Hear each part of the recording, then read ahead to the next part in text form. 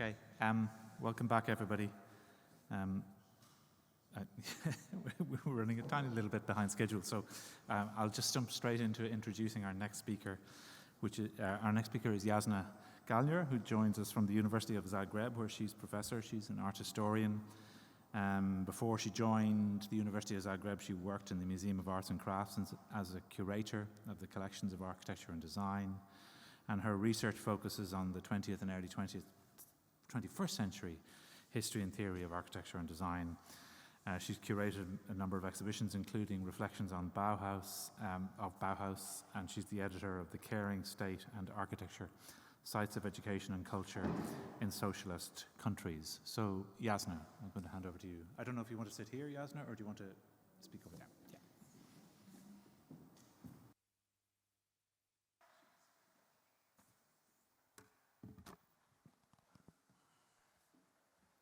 So, thank you.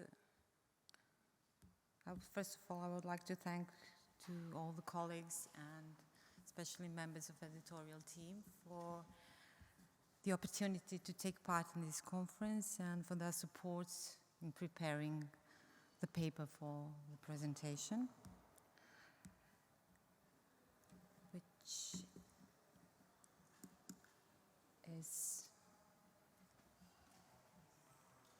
takes as its starting point the Pierre Noroiz's premise that lieux de mémoires are places where history and memories conflict, and goes on to analyze the processes and forms of the deconstruction, manipulation, and transformation of their meaning.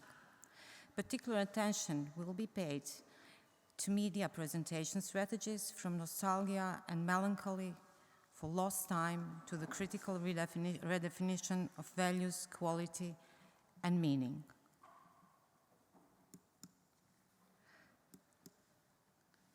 The paper contextualizes the mediatory practices of photography and film by means of analyzing the case study of multifunctional building, the Krvavica, stated location here, in the middle of the Adriatic coast in now Croatia, former Yugoslavia, disintegrated at the beginning of the 1990s.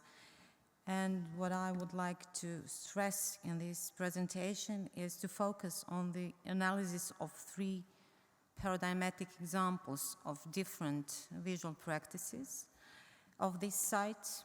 First, photographic series by Wolfgang Thaler, Austrian photograph,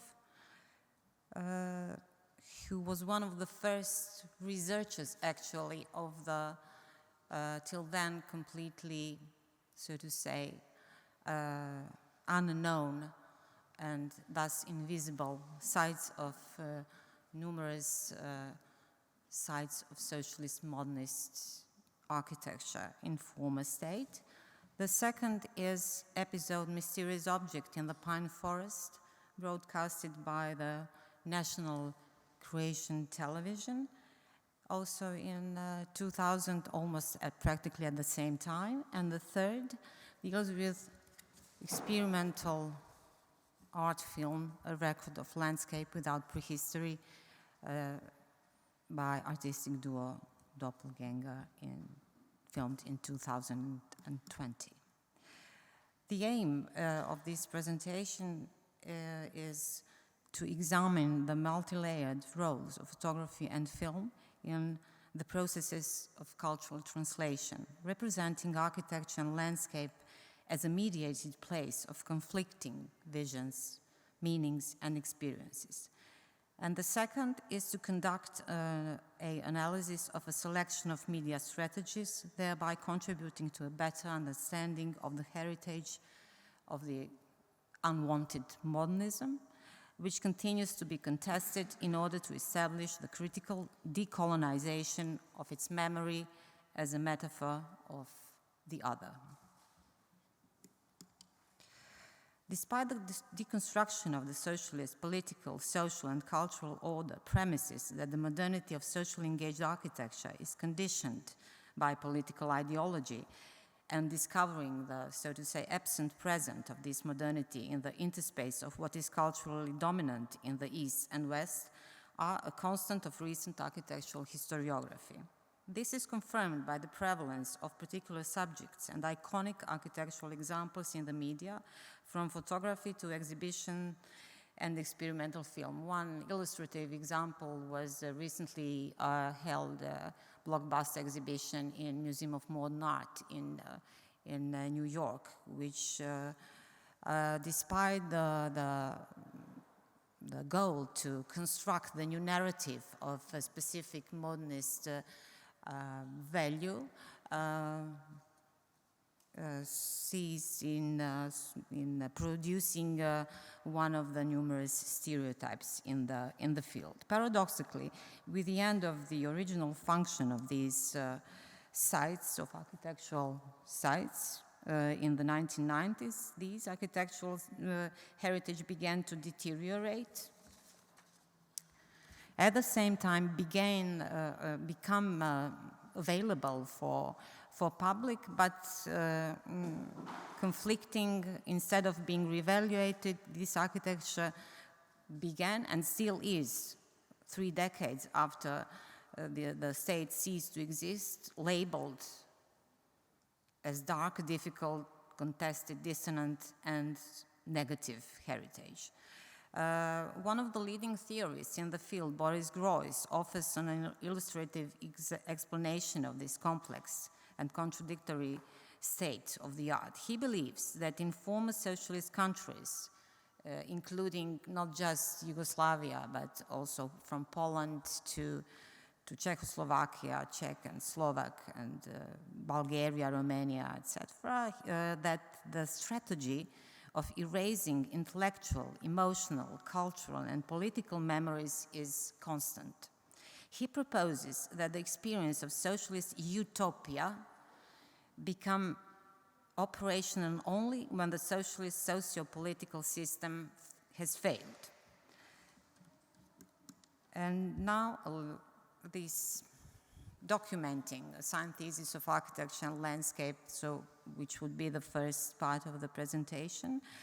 But I would like to show at the beginning the few data about the architecture, about the complex that dates from the early 1960s, when it was built in the context of specific social politics of the state, where health complexes, resorts were not designed for the upper classes, but for workers, for children, to be available for all in need, which is one of the reasons of unwantedness of this heritage now, when in a post-socialist condition, when it becomes completely commercialized, including the spatial quality of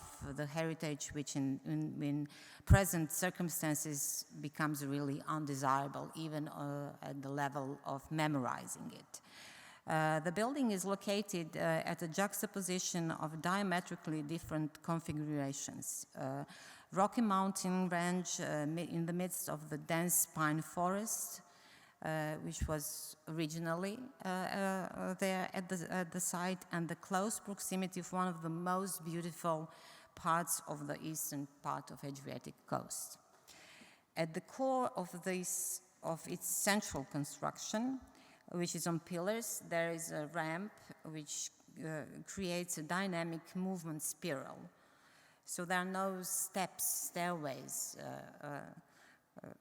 which shows the functionality, but also the organic principle applied by the architect with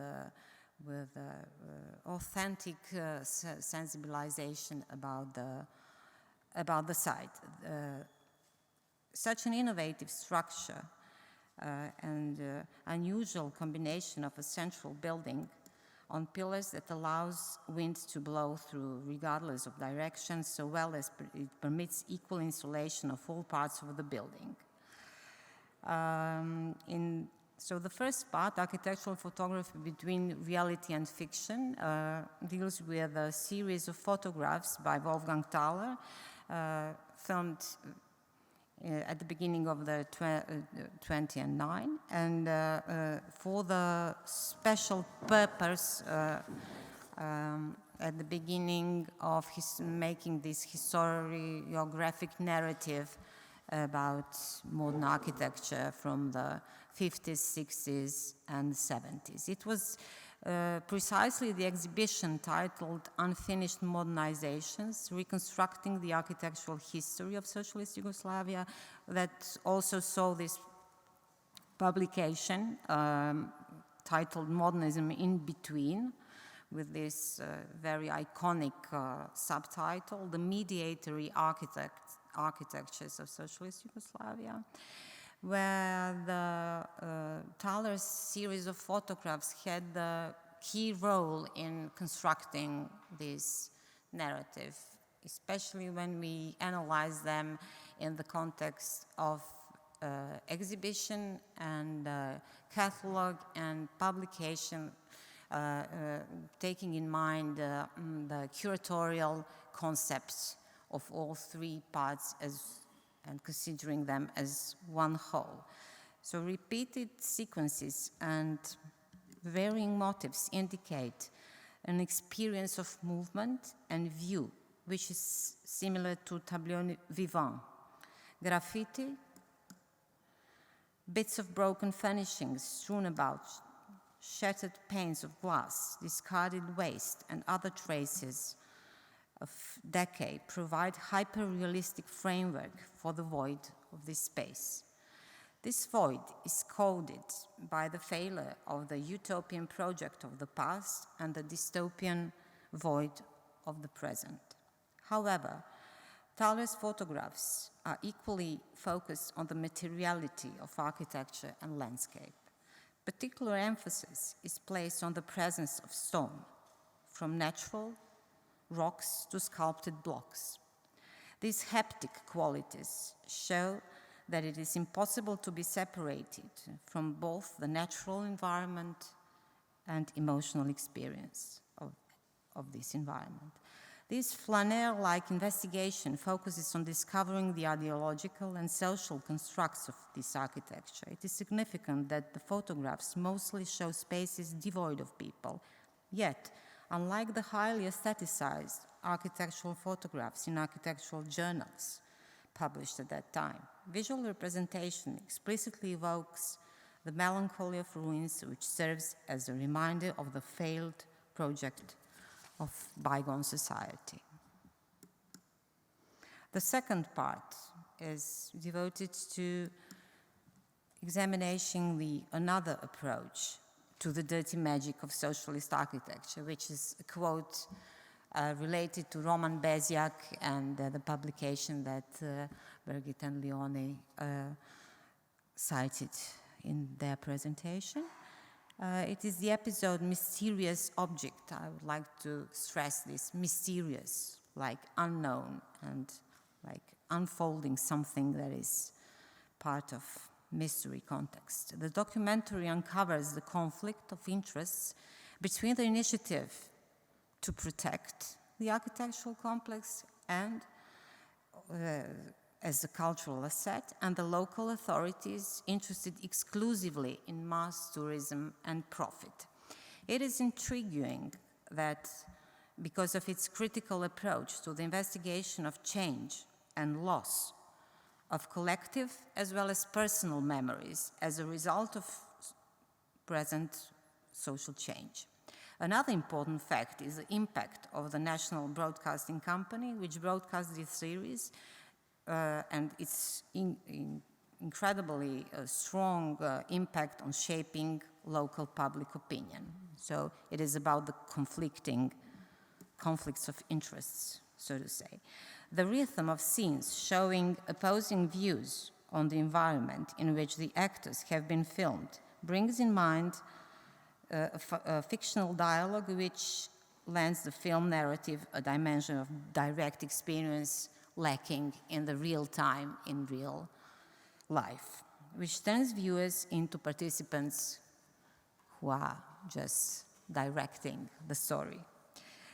From a historical and narrative distance, Lumbering Concrete uses the example of Children's Health Resort of Krvavica to render an almost hyper-realistic picture of the ambience of a lost ideal in a natural landscape. It is precisely in this dimension of synthesis of spatial relations and communication codes of architecture in space, the portrayal of dynamism of relationship between the world of children and its absence of presence in today moment, in present moment. And the third part of this presentation deals with experimental film designed by artistic duo Doppelganger, titled A Record of Landscape Without Prehistory, which portrays the derelict former health resort as a site of conceptualization and intertwining of significantly more complex meaning. Appropriating the genre poetics of visual essay, the film engages in the deconstruction of the linear flow of time, the meaning of the speech act, and the materiality of film as a medium. The title of the film is a quotation from the poem by Oskar Davičo, protagonist of the surrealistic movement in Yugoslavia. Aware that he was losing ability of expression due to aphasia, he attempted to note down unconnected sets of words, thus hoping to preserve at least some traces of their meaning. Paradoxically, these mental images shown in these stills reflect the automatic nature of the stream of consciousness, which is related to the surrealistic poetics from the author's work. The circular form of architectural object is analogous to the cylindrical repetition of text and image, which is further reduced and fragmented with each circle reminiscent of memory loss. As the narrative progresses, impressions and memories grow further intertwined, while the linear flow of time and the meanings of words and images become more and more fractal-like. At the same time, visual representation disintegrates. Color plays a key role in the disintegration process as well, gradually losing signifier function, growing more abstract as images are modified by overexposure. Eventually, it ends in a blue that engulfs the whole screen. The intensity of the blue and the symbolic significance of the void is reminiscent of the eponymous film by Derek Jarman, as well as the universally understood visual language of the blue by Yves Klein. To conclude, the selected examples of visual representation demonstrate the double-sidedness of persuasive power in mediating the quality and meaning of this architecture versus lack of impact in public space. A comparative analysis of the concepts and performative strategies of media presentations of the architectures in an artificial and natural landscape explores the sustainability of the fundamental categories of architectural culture. Regardless of the media format, ranging from a photograph as a code of visual representation and a photographic series as a conceptual context, to a documentary and finally experimental film, these media are interlinked insofar as they document the decay and disintegration of architecture. The following question remains: Can qualities of architectural culture contested as a result of socio-political circumstances like these health resorts survive a post-transitional setting? Failures that have so far been the result of attempts to secure this heritage of meaningful existence suggest that the victory of modernism as a cultural paradigm is definitely at risk. Strategies which rely on photography and film to mediate architecture enhance the opportunities to act, while critical reflection on the topic still presents the greatest challenge. I thank you for your attention.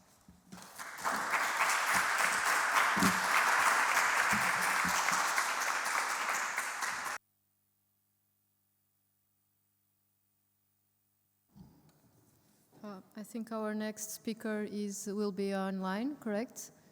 She's Julia Maria Bezerra de Melo. She's an architect, urbanist, and artist from Rio de Janeiro. Having graduated in Rio, her work follows the intersections between the urban landscape and its use, exploring singular and multiple bodies. Julia has been researching and applying bodily sized objects from sound sculptures to video installations to investigate how interactive architecture can amplify our critical perspective of the city and its relations. Thank you so much, Julia, for presenting. You have the floor. Hi, good morning. I'm very thankful to be here. I'd like to show a video before presenting. The video was made during this work.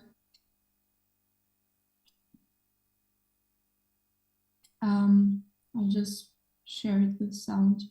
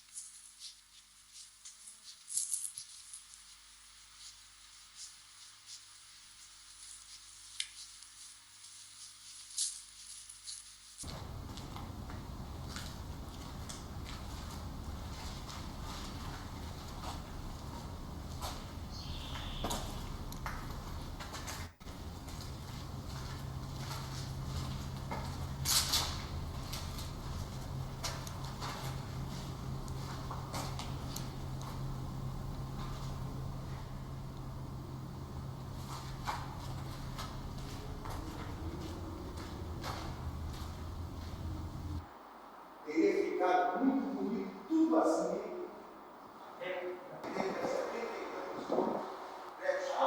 exatamente, porque esses prédios aí, se você olhar, eles ocupam muito mais espaço. Esse professor ocupa menos espaço, sobra mais espaço.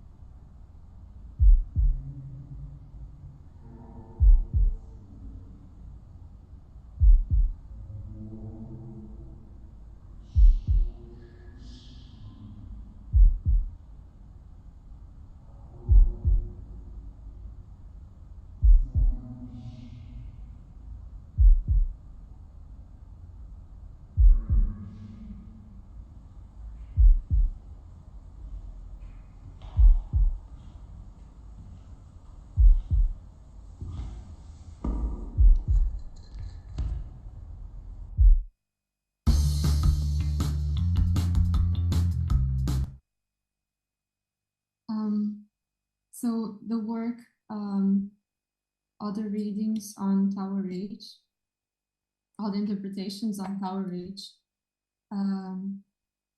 arises from the interest in the multiple interpretations on Tower Age in the stage in which it finds itself now.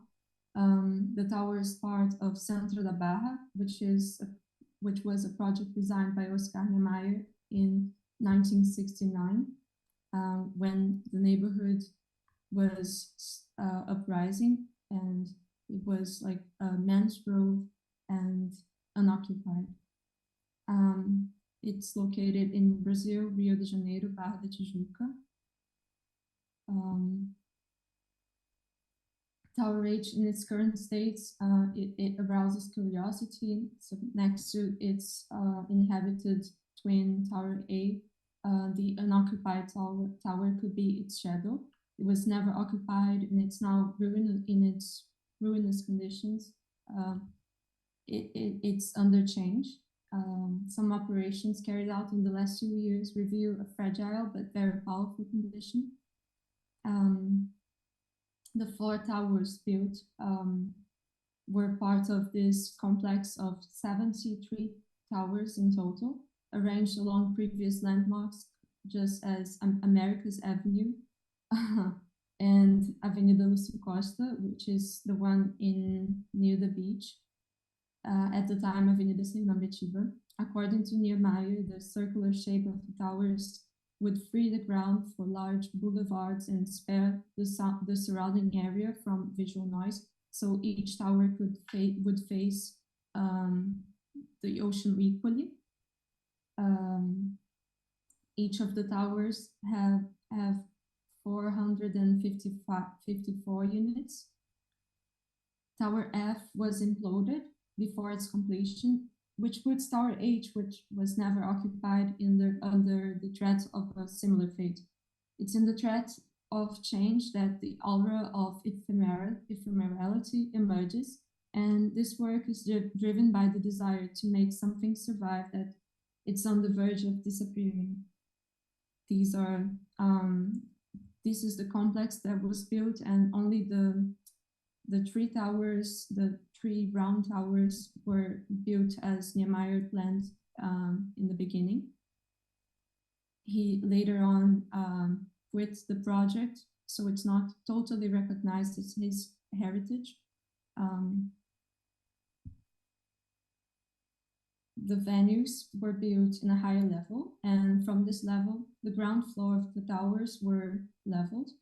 It is estimated that a total of 32,000 cubic meters of sand and rubble were displaced to fill the tower's basement, as well as the whole neighborhood was filled to make it cost less to landfill to build those underground levels.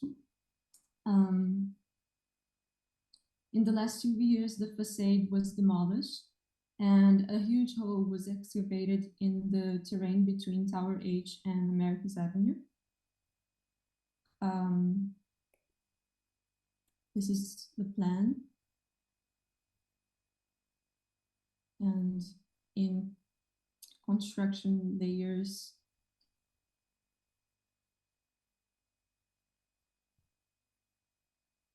how to act inside the boundaries of an open, empty space without destroying the existing forces contained within the limits of its emptiness. In this work, I was using the concept terrain vague from Inácio de Sousa Morales that identifies the powers of the city's vacant spaces. And to read Tower H as a terrain vague, it is necessary to abstract this built form and see it as an empty terrain, an empty space. Therefore, less deterministic interventions were sought, which allowed other readings on the imagined space and the constructed space for an architecture that preserves vacant spaces, that works with the forces contained in the void. So I proposed an experiment that emerged from a wish to translate the ephemerality of the present moment through photography. These were written all over the tower, written by its building workers. It has lots of mystery, and I tried to construct a narrative from inside out. Could we have other interpretations of Tower Age?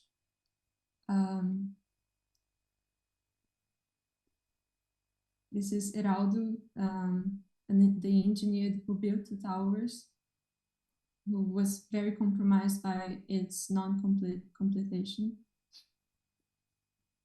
And this is his office, demolished 2 months before this picture. No, this picture was taken 2 months before the demolition. So the displacement of the outside to the inside with the removal of the facade encourages relationships between the interior and the exterior of the tower, between its particular side and its generic facet. But we are also in a moment where a new project is being constructed by Nehemiah's family. There's an office from its nephew that's continuing the restoration, and this is what it will look like in a few years. Okay, so the ephemeral installation in Tower Age temporarily transformed a specific unit in Tower Age, which had never functioned as an apartment, into a projection device. The installation of a camera obscura sought to blur the boundaries between interior and exterior through a more sensitive reading of the flows of the tower. So for the installation, we imagined that we would need to fix the canvas, a black canvas, into the walls and ceiling of the unit with nails and screws, using wooden rafters. But when we arrived, with the help of Raimundo, the watchman, we together imagined that the black canvas could be fixed in the steel cables that existed and served as a guardrail for the work, for the building. This way, we didn't need to intervene in the walls, which was great, and we left no traces between assembly and disassembly. The camera obscura lasted for 6 hours on May 7th, 2022, and after dismantling, the tower remained the same. This was very important.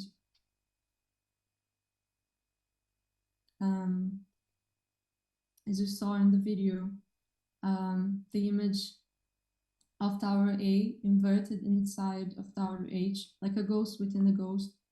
For me, it could symbolize a promise of what the unfinished tower would become, or what it could have become 30 years before when it was built. Tower 8 seems to incorporate its neighbor, which occupies the entire chamber, and the towers almost merge into one.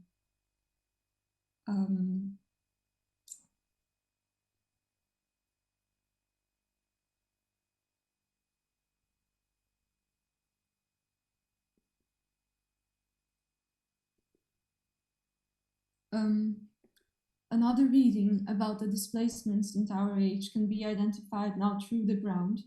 The original terrain, once filled to hide the basement of the towers, is now partially visible towards because of soil removal.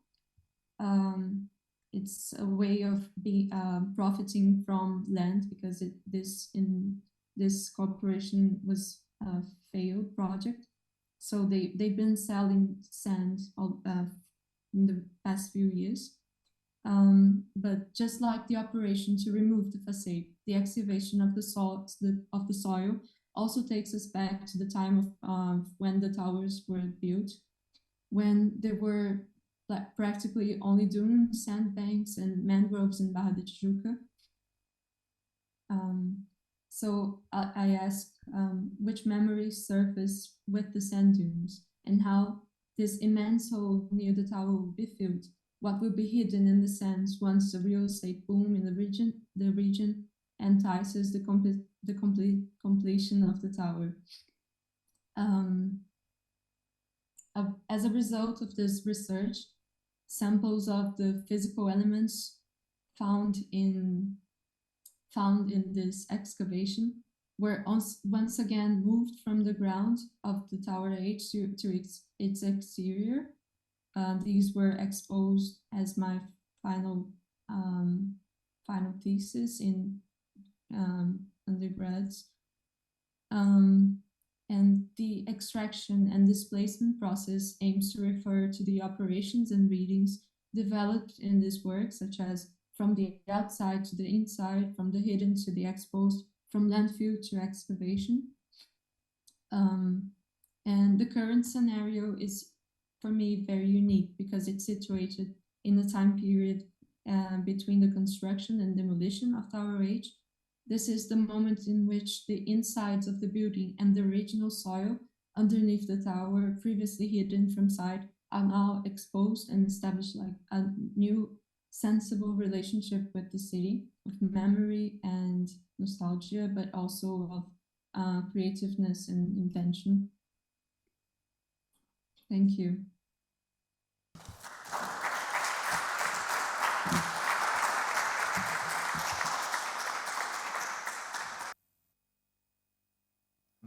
Thank you, Julia. I wonder if we might get all our speakers who are here in person, and Julia, hopefully you can stay with us on screen, and hopefully we'll be able to interact in this conversation.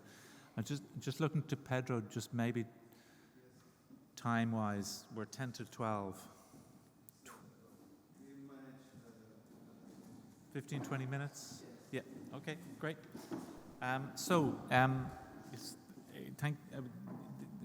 Really interesting and rich presentations, I think, from all four speakers, and I think there would also be some points of overlap and discussion between the various presentations. I don't know if we'll put the mics on, hopefully people can pick up. So would open it up for questions or comments. I'm sure Teresa or myself will also have questions. Richard, you look like you want to jump in. You're going to jump in. Yes, can you hear? Okay. I don't have a microphone. But thank you. That was a lovely morning. I really enjoyed it. There's, I suppose, a question about the photography and what photography means here. And I think it's particularly, thinking about you, Leonie, and also about Yashna in particular, because in a way it's a question for everyone. But it's to do with the question is to do with what these images want, yeah? Or what they're doing, what the tone of them is. And I think I was particularly struck by the images of Aachen and what you were doing with your students there. And I was thinking about the tone, or maybe you could even use the word the politics of them. And there were some very suggestive and curious images there. And I wanted to try to understand a bit more about what you wanted from those images, or what job they're doing. Do they stand in critical relation to the buildings? Are they celebratory of them? Are they? I mean, often they have a slightly surreal quality. So that was very strong. So the one with the fire extinguisher or the fire hose, it looks like an artwork. And there's quite in all of these pictures. They're like artworks. They turn the buildings into rather surreal objects. They sort of pulls them away from their original purpose. So could you say something about that? No. Sure. Can you hear me? Is it close enough? Yeah. So the question which raised in the first place was about why these buildings of the 70s and 80s are so regarded as disruptive elements in the city. So this was the starting point, so to say, with the building of the bus station we showed, which is really not looking that good in reality if you're in that place. And so that was like the initial point. And then the question raised if photography can somehow have an impact on this view on these buildings, and thus help to get a better image of this kind of architecture in general, and help to preserve and care for them. And then it was kind of an experiment with the students, and we didn't give them any instructions on how to picture the buildings. So it was very open, and the results were very diverse. Like you could see there are many more pictures, but the examples we showed, I think, showed the diversity of the outcome. And the main aim was to get attention in the first place. So no judgment, no it was not. They have to be critical about the architecture, they have to promote the architecture. There was nothing like that. It was more like an open discussion, so to say, to raise awareness in the first place, and then start a discussion about the future of these buildings. So it was not the impact of the pictures wasn't set before they were taken, so to say. It's more like to initiate something, to initiate a further research on the buildings, on this kind of architecture, on how to preserve it, and so on. To say. I would say that maybe the aesthetics, what you, Richard, spoke on, is influenced by the photographer that we collaborated with, Roman Beziak. And I think something specific is that the buildings are always set in the context, but not like wildly. We very much wanted to focus on the building itself, but then always integrating the context as well, slightly. So that might make this, surreal experience. Like the urban context. Yeah, the urban context, very... Yeah, but for example, like Richard said, the interiors are a different kind of art. Yeah, absolutely. Yeah. So I wondered just on that, because I think there's a connection to Giulio and Natalia, and the let's say the urban landscape or the urban type that you're exploring. And again, might be interesting to just ask that same question to you, like about the work that the photographs are doing for you. Firstly, it might be good to clarify, these are your pictures that you were showing. Yeah. Yes, of course. Since for us it was... Is it on? Yeah. So for us, this research was work that also had to put attention to this phenomenon that we also just noticed walking around, and we had to construct the image of this phenomenon, so build the understanding of these gardens that everybody sees in Milan as a system. So the photography was doing the tool of somehow highlighting the repetitive character, so we were choosing maybe fixed points of view that would show this setback garden in the context of the narrow street corridor, and we would repeat this same point of view for all the different buildings, really to make very clear narration that look, this actually is the part of Milan, since there is no this kind of idea in the today's discourse. And then, so this was the first, let's say, task of the photography, and the second task, of course, was to show that the garden is a part of the architecture. So, of course, the relationship between the architectural elements and the garden elements, how they all come together to create this atmosphere of this space and its character. This was also very important for this other part of the photography that focuses more on the detail and on the space, I would say. And that maybe it had more narration to show the quality of the space through the graphic quality of the images.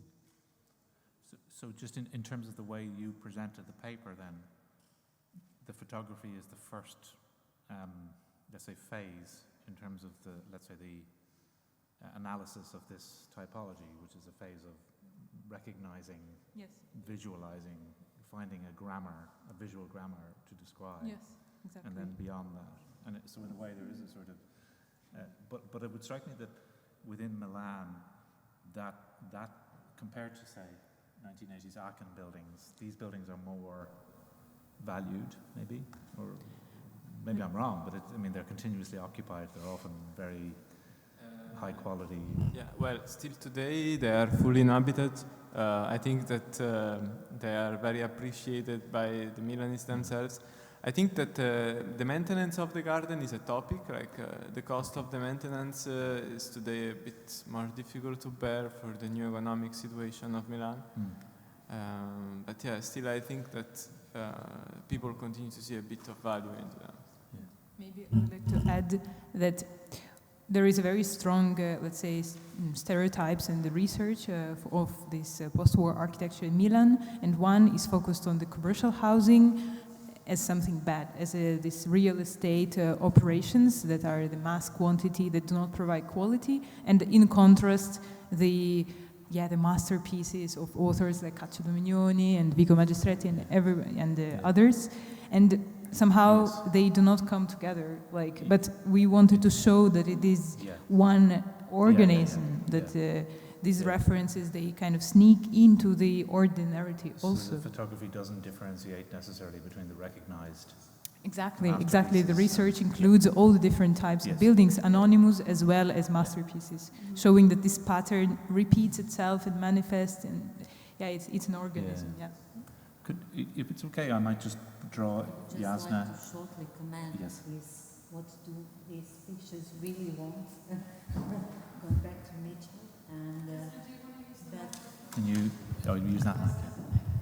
I just wanted to quote, so to say, Mitchell regarding the question, what these pictures want. So if we refer to Wolfgang Thaler and his ambitions, they are much wider from documenting, from just documenting the site. What he wanted to record is to just recreate, not just recreate, but also to reinterpret the meaning of the site, not just building in the surrounding area or environment, but to evoke, to memorize, and to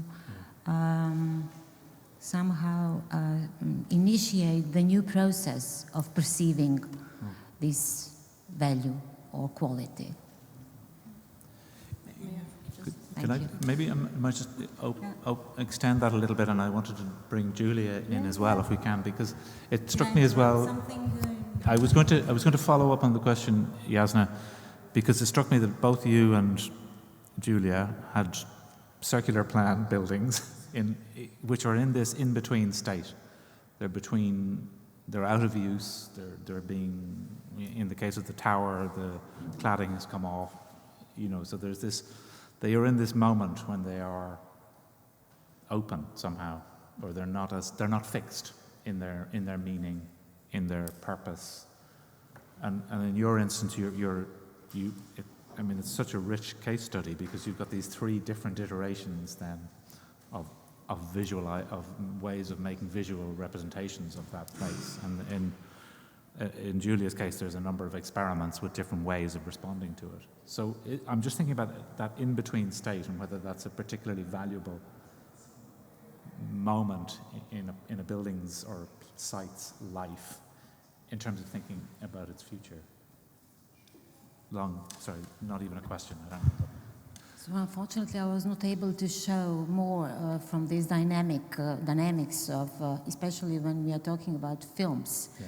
Two cases of filming the site, which differ, although they both relate to this openness, what you really precised in viewing the former resort, which was closed, although it is such an open structure, but it was completely closed to the public, and yet abandoned and ruined. It is in totally conflicting position, while now, at the present moment, you can go there and bath on the beach nearby, and you can walk through this ruin. You can really experience the remains of the site, so to say. Yeah, that's interesting. You would say Which it's is open and closed. completely at the same time. paradoxical Yeah, yeah, yeah. situation Yeah, when you compare what is happening in real time and what is happening in the film and photography as media which are documenting. So on one side, documenting false documenting, because they are at the same time moving images in the direction of interpreting what is subjective experience of each person who comes there and finds out the completely different relations of all these meanings intertwined there. Julia, do you want to come in on that question? I don't know if you can hear the conversation here so well, or...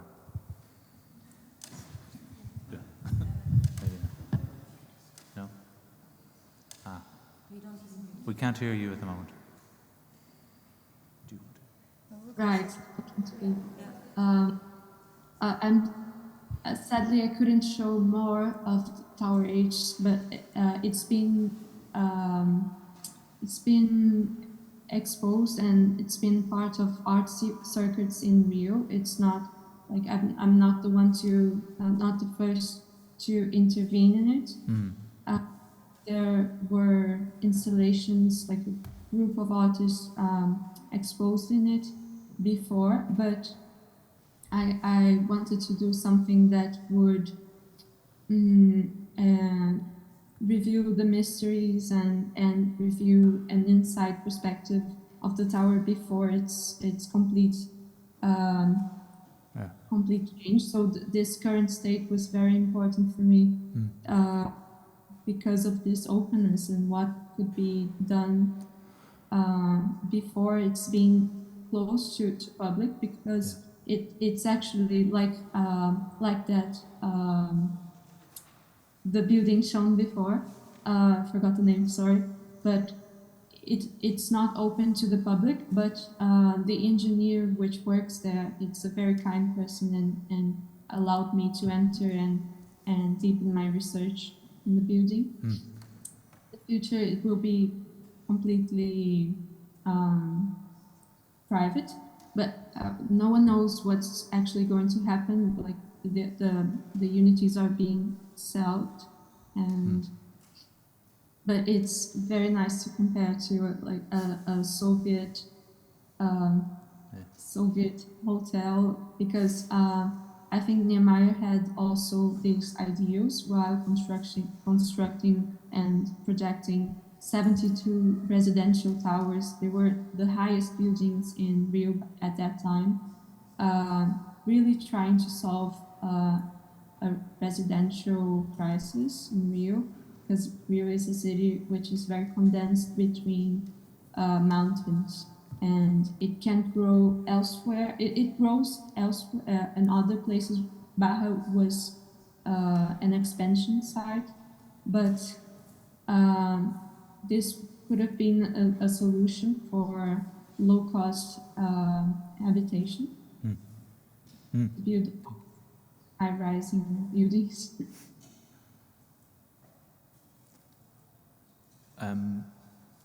Joyce, do you want to? Yes.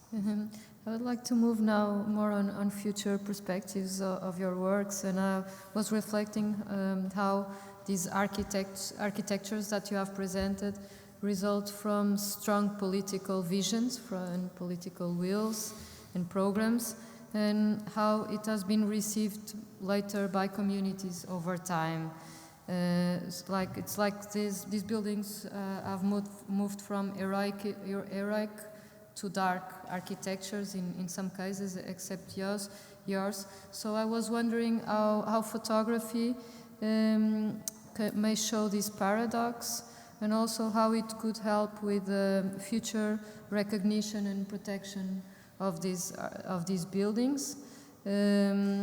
So, as we know that heritage only exists if it is recognized by communities, if it is a support of memory of these communities. How could we nowadays change the community's perception on these architectures, and then after the heritage offices to list these buildings? Even the non-dark buildings, if they are not recognized or listed, they could also may be transformed in the future. Like you start to lose the gardens and have some more intrusive transformations. Would you like to discuss on this? Yeah, well, for example, in the case of Milan, in the last 3 years in Italy there was this big renovation program, which was called Super Bonus. No? Basically the government was financing the facade renovation of the buildings, and there was a big debate in Milan whether to preserve the tiles of this building or like to substitute them with plaster, because basically the tiles that usually used to clad these buildings are falling down after 50, 60 years since their completion. And since the inhabitants of the buildings now changed, they are not anymore this middle class of the 50s, now maybe they're not so interested in investing their money into the maintenance of these facades. So yeah, this is quite an hot topic now in Milan, I would say. Yeah, just to add that there were some case studies that they substituted these glazed tiles with something that is totally not reflective, totally matte, like cheap bricks. And of course it changes completely the character of the city. And so I think that in this case, maybe this photographical research could somehow point out the value of this cladding for the character of the city, and maybe make it present in the collective understanding of what the city is, and make them care about preserving this image, maybe. Thank you. What we noticed in Aachen is that it's important to connect to the local context, because it's mostly the local representatives of the municipal building planning administration, whatever, that decide about the fate of these buildings. So, of course, it's helpful to promote this kind of architecture in conferences like this, but it's also important to have a direct impact at the place they're cared for or not cared for, so to say. That was what we experienced, that you have to have a direct communication with the local people, like the local inhabitants, because they're the ones that want to destroy or tear down or get away with these kind of buildings. Because in our case, it's often the buildings are situated in socially deprived areas as well. So it's connected to all this bad image of the areas, and the architecture stands like a symbol for these areas where nobody wants to go and nobody wants to be there. And the hope is to improve the area by tearing down the buildings, but you have to somehow make clear that this is not going to happen, because the architecture is not it's not the architecture's fault that these areas are so rotten, so to say. That you have to change the context and not the architecture. So that's what I think is important in the local context. Yeah, and the photography was so important for that, as we showed the exhibition and the catalogue, looking at these images together, maybe also being away from the site and just talking about the architecture. Yeah, I think it's super effective and important to raise that topic. And then I think it's the same as you said for these buildings in Aachen. They just lack care and financial resources and all kind of resources to be taken care of. And that, I mean, as you have seen, they have such interesting like color concepts and things that just have to be kept, being cared for. Otherwise, it just doesn't look as beautiful as it was supposed to be at the beginning. So, yeah, interesting. I was interested, the name of your exhibition was Ugly Ducklings. Yeah, right. Sustainability as an aesthetic problem. Yeah. both title and subtitle are kind of interesting because the implication being these are swans in the waiting. Right. So maybe there's something about how they might transform as much about how they might stay the same. Exactly, yeah. But then also to link sustainability to aesthetics, or as to define it as an aesthetic problem is kind of interesting. Could you say something about that? Yeah. I mean, then we have, like, we can go back to the question that Richard raised in the first place, like, what is, like, the function of photography? And when you connect it to art, photography as art, nobody questions if an artwork has any reason for existence or any purpose or anything. It's the same for film as well. Art just is art and exists as art. So as soon as photography, like architecture photography, switches from documenting something to being an artwork, nobody questions anymore what the purpose is or whatever. It's just a beautiful artwork, which is connected to the architecture as well. So the question of aesthetics in the buildings and as well in the photographs is maybe this connection with art. I mean, it was the same with the Bechers. It wasn't artwork. It was concept art what they did, but it's closely related in one's mind to the buildings, the industrial sites they pictured. So the connection functioned with art, so to say. Does it make sense somehow? Yeah. There's lots more questions. I'm conscious of time. We probably might, Jasna wants to come in and then we might close. Just a short comment. Please. On Wolfgang Thaler was not just first photograph, but he was actually the first to enter to numerous of these abandoned sites. For example, there is a huge production of touristic architecture of very high quality from the 1960s and 70s, which is due to transformation of the ownership from the socialist state in the post-socialism and the state of transition. There is the process of abandoning of the touristic complexes with projection to demolish these complexes, although they are recognized already by the historiography. But it still is not enough. So what can be done for the beginning to popularize through medialization, through exhibitions or articles or films or whatever media can take as a role in popularizing this kind of quality. Yeah. It's the only way you can conflict the dictate of consumerism, so to say, in the present state. So just a brief comment for that. Do you want to go to Julia? I think, Julia, I don't know if you wanted to come in there. I think we are a little bit pressed for time because we want to move to the next session. So unless there's any final urgent questions, comments, of course, there's also lots of opportunity over the breaks for those of us who are here to discuss. I have to say, I think there's a whole lot more that we could talk about and lots of questions and lots of connections, and I'm sure that they will also in turn connect with what's coming in the next sessions.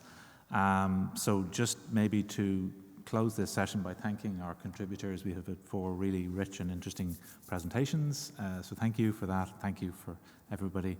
And are we just going to hand straight over to the next session? Yes. Yeah. Okay. Thank you.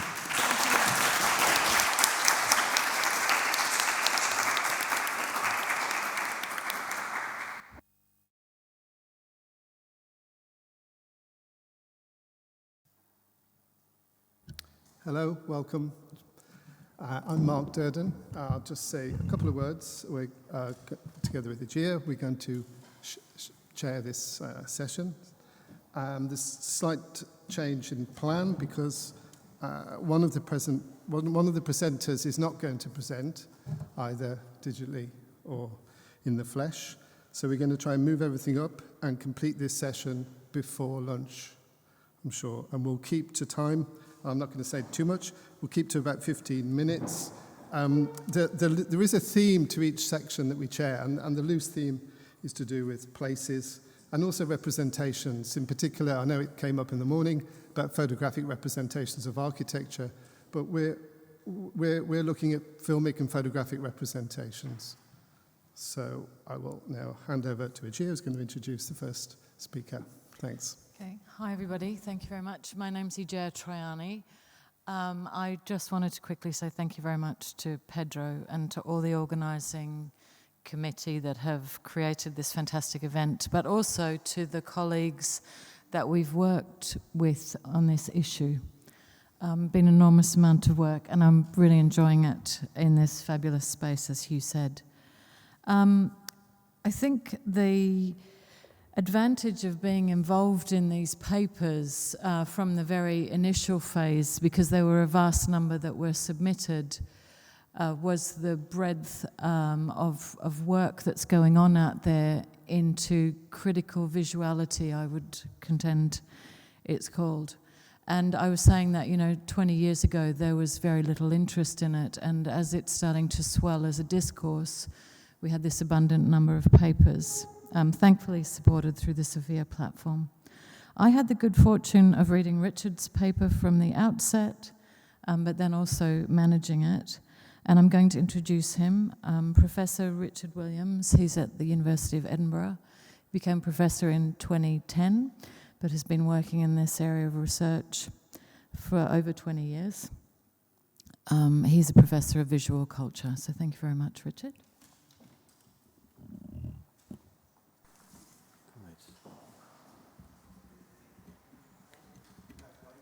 Yeah, can I just check the mic is on? Yeah, the sound is good. Good. Okay, well, lovely to be here. Thank you so much to the organisation. Really, it's just a delight to be in Porto again.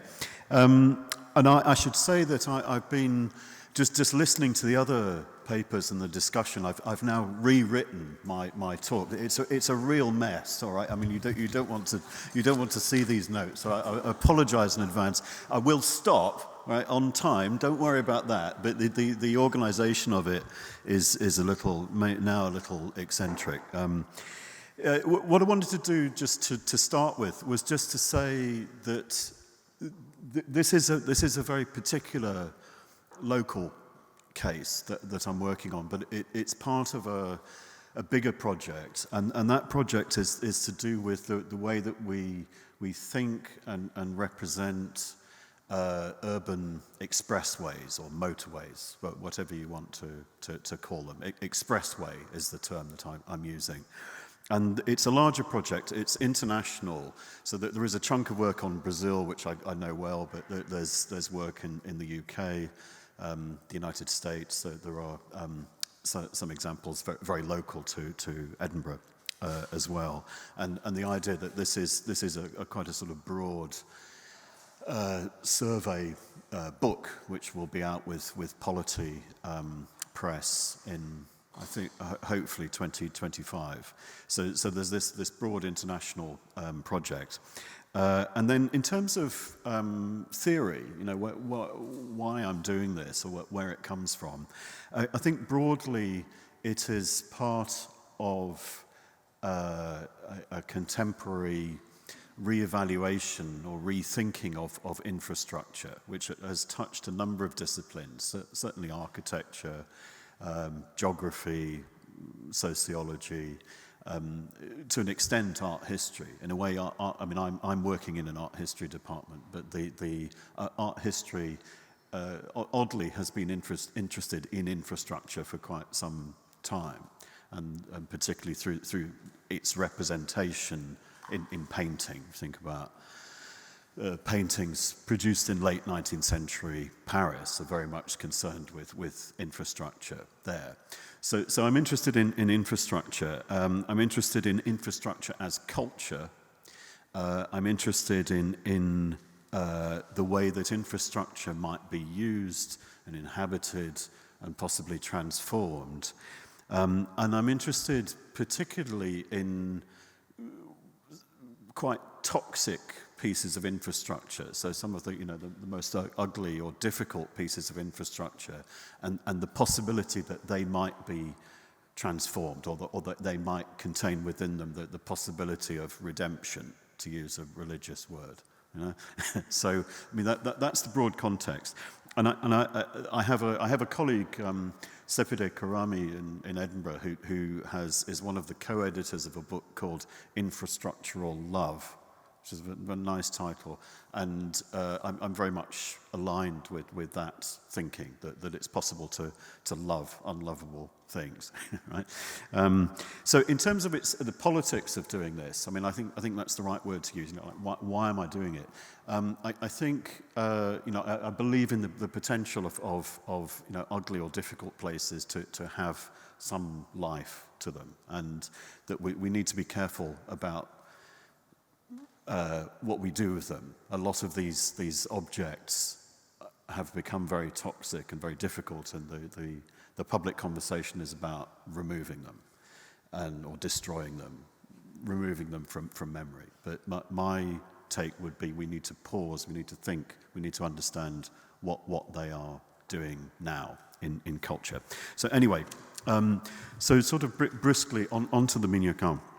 So the subject of this is this. It's the Sao Paulo's Elevado João Goulart, which is a 3.5 kilometer long elevated expressway in the historic center of Sao Paulo, and it's popularly known as the Minhocão, which you will all know, or most of you will know, means big worm, but for English speakers, it means big worm.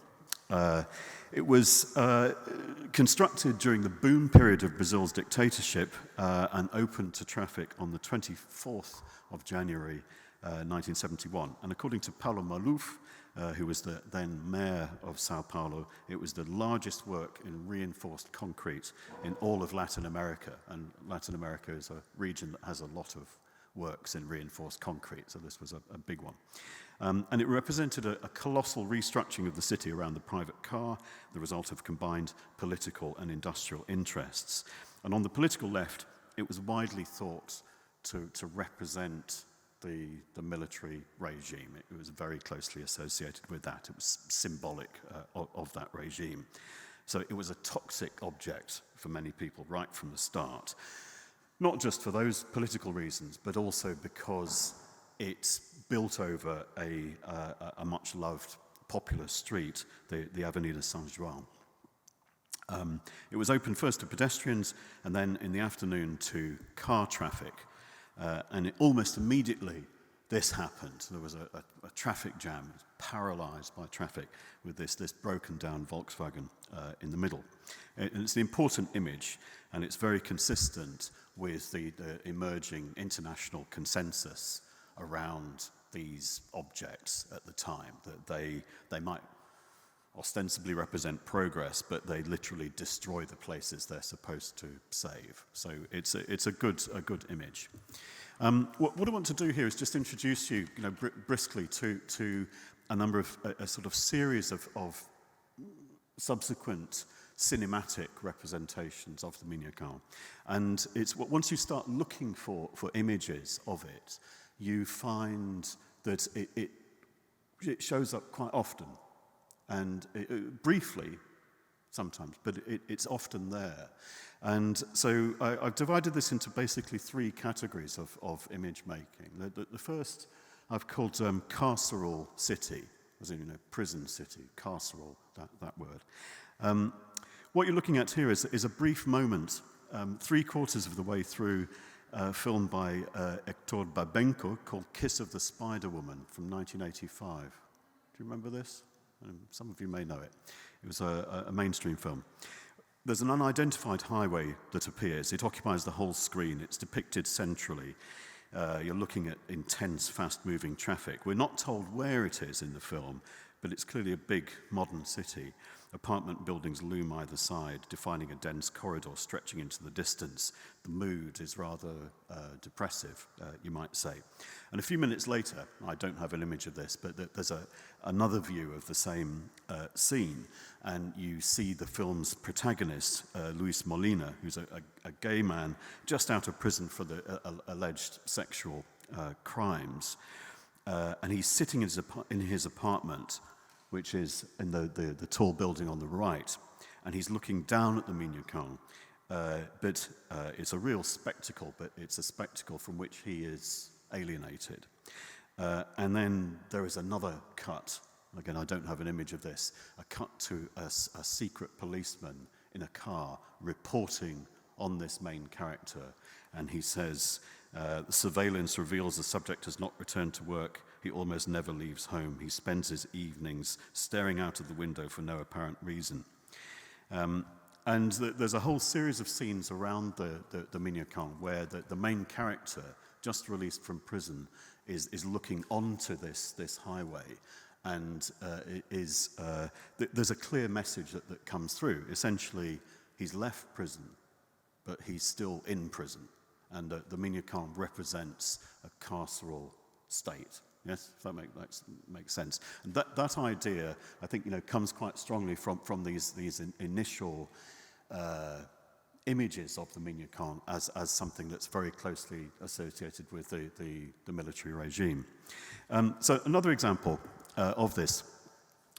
This is Sir Walter Salles, slightly later film Terra Estrangeira, or Foreign Land, from 1996.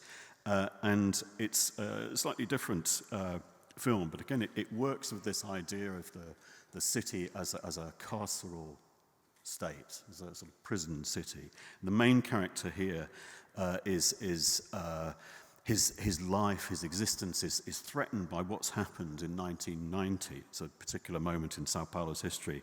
Newly elected President Collor de Mello has issued a decree making Brazilian savings more or less worthless, and he's looking for a way out. And Paco, the main character, spends a lot of time looking out onto this scene. The Mignon, it keeps appearing, and it appears as this image of this failed carceral state, a state that he has to escape. And there's more I can say about it there, but there's something about the mood of these images, the way that the Mignon is represented, that it's a dangerous place. It shows up there. I mean, there are countless examples. This is Hector Babenco again. This is a very well-known prison film called Carandiru, the prison in Sao Paulo. And it shows up, it's a very rare scene outside of the prison, but the message is the same, that basically it represents a kind of a state of violence and repression that is the same whether you're in prison or out of prison. And somehow the Mignon comes to represent that sort of thing. And then you get quite an extreme example of it here, Blindness, from Fernando Meirelles' film 2008. It's a kind of zombie film in a way, and here the carceral state has broken down. It's collapsed, and the Mignon is represented as this a state of nature. So all of these are very kind of typical, rather negative representations. I want to move on to two other things briefly. I'm aware of time. It then becomes domesticated in a curious way. You start to see it become a more familiar domestic object. This is one example from 2005, and it's an Italian anthology film with I think there's 6 different short films in it, and this is by Katja Lund, who is one of the co-director of Cidade de Deus, City of God, if you may know. And here, this is a story about it's essentially street children who are making a living out of the Mignon. They're sort of collecting trash and selling it and making a small income. The setting is hard, but essentially benign. This is not the dystopian Mignon anymore. This is something that's it's just there. The story is one of successful improvisation. It's the mini-camp has become part of the landscape rather than an alien imposition. Yeah. So, and then one more example of that, and I think really my favorite example of this normalization or domesticization of the mini-camp comes in this film. It's three directors, including João Leal, who I know a little bit, called Elevado 3.5 or Elevated 3.5, 3.5 being the length in kilometers. And it's an extraordinary film where instead of representing the infrastructure as architecture, you hardly see it, but what you see mostly is people and a remarkable range of inhabitants in and around the mini-camp. And some of them, as you would expect, are quite hard cases. So this one is, this character, he's in his 80s, filmed here. He's a very sad character called Alcir Cristoforo. And he is he's had a life of excess. He's been a gambler, and now he's wound up in this room that's 2.5 square meters. And he says it's el fin de camino, it's the end of the road. It's come to the end, and it's a very sort of sad thing. But he's kind of accepting of it. But mostly people they accept the road. It's there. It's very close. It's a very hard environment, but they're very accepting of it. And there's one particular case which I think for us in this context is quite extraordinary. I don't have a picture of it, but a taxi driver called Wilson dos Santos, and he is unbelievably enthusiastic about the mini-camp. He literally is in love with it, and it's almost like if you know the novels of J.G. Ballard, it has that kind of erotic attachment to the road. Very, very curious. So there are scenes like that. So there's this sort of normalization or domesticization of the mini-camp. Anyway, I'm conscious of time. What I wanted to do is just show a kind of third phase where this sort of history of image making parallels not structural changes in the mini-camp, but changes in its use. And as some of you will know, it now is closed at weekends and at night times, and it effectively becomes a beach. So it becomes, it really is kind of used like a beach. And a very kind of hedonistic understanding of the mini-camp has started to develop. And part of that, the images are in the wrong order, part of that is it's literally sort of real. So, along with this gradual reuse and reappropriation, there have been staged events. So this is a great event. It's a showing of this documentary, Elevado 3.5, on the mini-camp in an improvised stage. And it's created this extraordinary kind of hedonistic atmosphere, which you then also get represented in images like this. And in fact, we've got a speaker later on, there's Ciro Miguel. Is he here in the audience? Ciro Miguel? No? Okay, I think we might see him. Yeah, I'm really looking forward to meeting him because he produced a bunch of images like this a bit earlier. But this is Jaime Lerner, an architectural practice, pitching for business. They really want to transform this thing into a formal park. But this is one of a huge number of images representing the space as a hedonistic space of play. And then you have work like this, an Italian artist, Rosa Barba, called Disseminate and Hold, made for the film made for the Sao Paulo Biennale. And what she does in this film is she focuses on the moment every evening when the mini-camp is open to pedestrian use.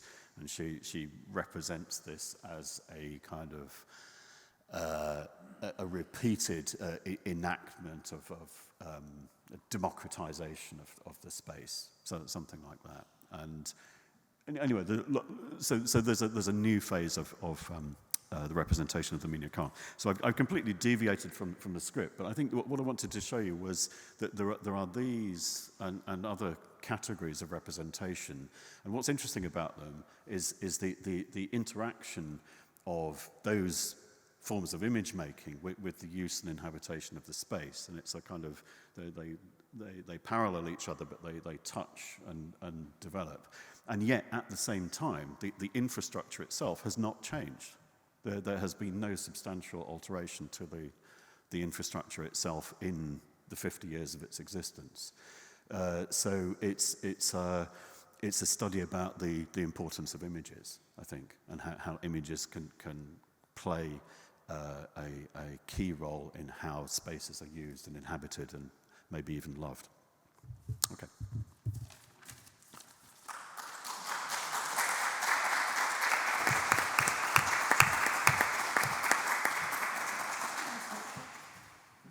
Thanks. Thanks very much. We're going digitally screening. I'm not sure if they'll appear shortly. I wait until they appear behind me and in front of me.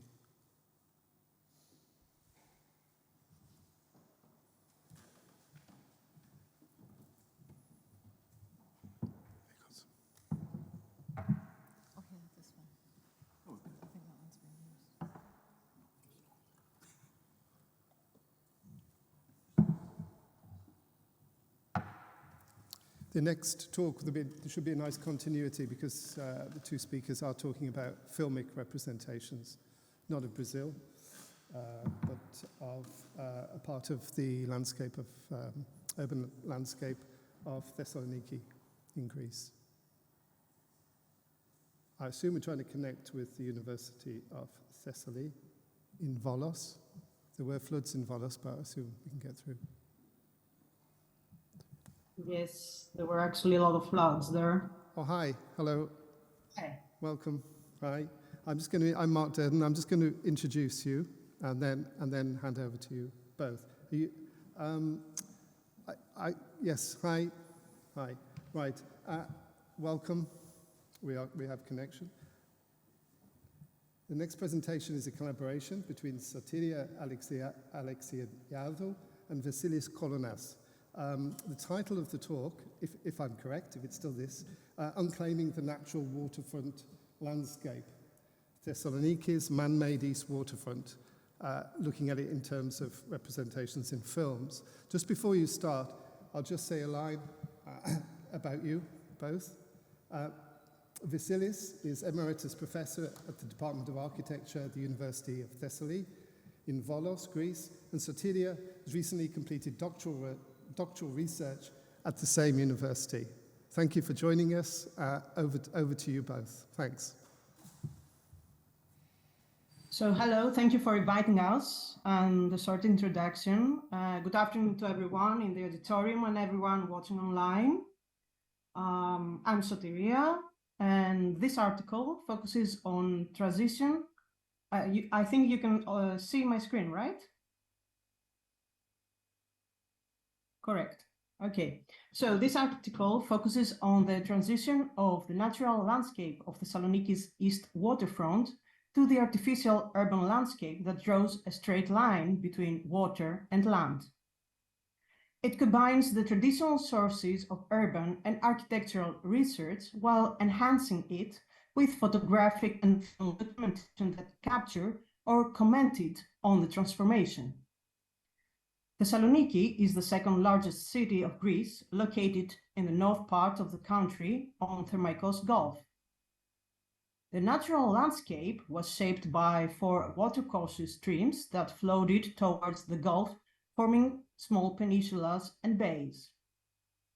Since the late 19th century, the area was framed by impressive mansions of notable Christians, Jews, and Muslim citizens. The villas were designed by eminent architects, following eclecticism with some morphological variations with references to the religious identity of the owner. Considering the urban scale, the area was rather dispersed, resembling a garden city with low densities and high urban porosity. Most villas with the waterfront, the gardens reaching the water with private piers for recreational or commuting purposes. After the Great Fire of the city center in 1917, many people resided in the area. The first attempt to rationalize the urban tissue and the water landscape was introduced in the 1925 master plan. Its primary strategy was to give access to the public via a promenade following the coastline, which would Europeanize the city's image. The plan was not implemented, but the waterfront zone was developing a rising recreational character with bath facilities, the nautical sailing club, cafes, and music halls among the villas. After World War II and Europe's division, Thessaloniki emerged as an important waterfront city for NATO due to its proximity to the borders. In 1952, NATO established the Advanced Command Station of Thessaloniki. This had an impact on the urban image of Thessaloniki, since the NATO fleet should have access to the waterfront in the event of an attack. This resulted in the wide landfill expansion and the rigid straight line of the coastline. While the landfilling was in progress, most of the old buildings of the city would be replaced through the antiparochi mechanism, which took advantage of the increased permitted building heights, since a 3-story building could be replaced by up to an 8-story building, also known as a polykatkia. Through this mechanism, both parties, meaning the landowner and the contractor, would benefit from the modern apartments that could be sold or rented. The mansions with the gardens were a product of a past glamorous era. Their heirs, handling individual properties, were not interested in preserving those houses that needed a lot of money to maintain and upgrade. Demolition and antiparochi seemed to be the only choice, while products of the demolitions provided material for the constructed coastline. The master plan of the landfill was organized in 4 parallel areas. First, the deck as a promenade, the parts, and the coastline highway, which were all products of the infilling, leading to the 4th area, which was the residential one, on which the modern urban planning principle placed buildings strategically into linear units, providing accessible public space in between. The implementation resulted in a relatively rigid, homogeneous image of buildings that followed the general building regulations and were constructed using the same method and materials, losing the urban porosity and architectural style variety of the mansions. At the same time, the parks were lacking uses. The architect Sciarras proposed the arrangement and landscaping of the common areas with public facilities for sports, education, recreation, parking, and hospitality. Evolving his recommendations, Regos, director of the municipality's architectural department, designed parks and public amenities in low density with a minimal approach, unifying the green area. The only building in the parks area was the Hilton's-style touristic hotel designed by the renowned architectural office Doxiadis Associates.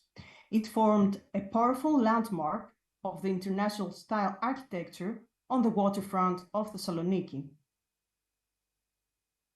Cinematographers included the change of Thessaloniki's waterfront in their films as a commentary on the new landscape. Takis Kanellopoulos, in parentheses,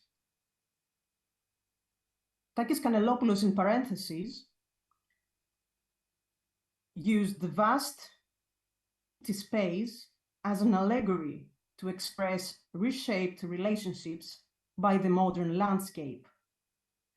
The film's storyline is divided into a memory of an accidental visit of the female protagonist in Thessaloniki and a constructed memory of her return to the city. In general, he filmed the border facing directly the waterfront, taking advantage of the movement of the waves to identify the narrator's emotions and providing a clean point of view without landmarks for the watchers.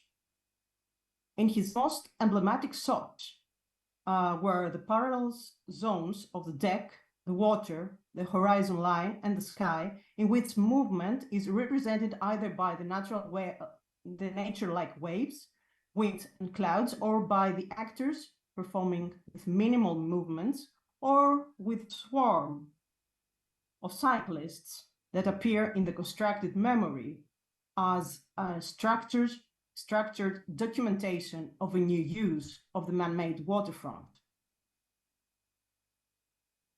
On the only shot by the waterfront that would not picture the sea, the camera captured the construction of the hotel designed by Doxiadis.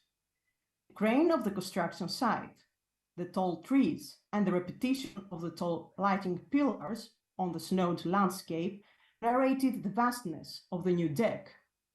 Simultaneously, the shot deepened the horizon line for the viewer, representing a tunnel down the constructed memory lane. Concerning the urban regeneration, Kanellopoulos chose not to emphasize it.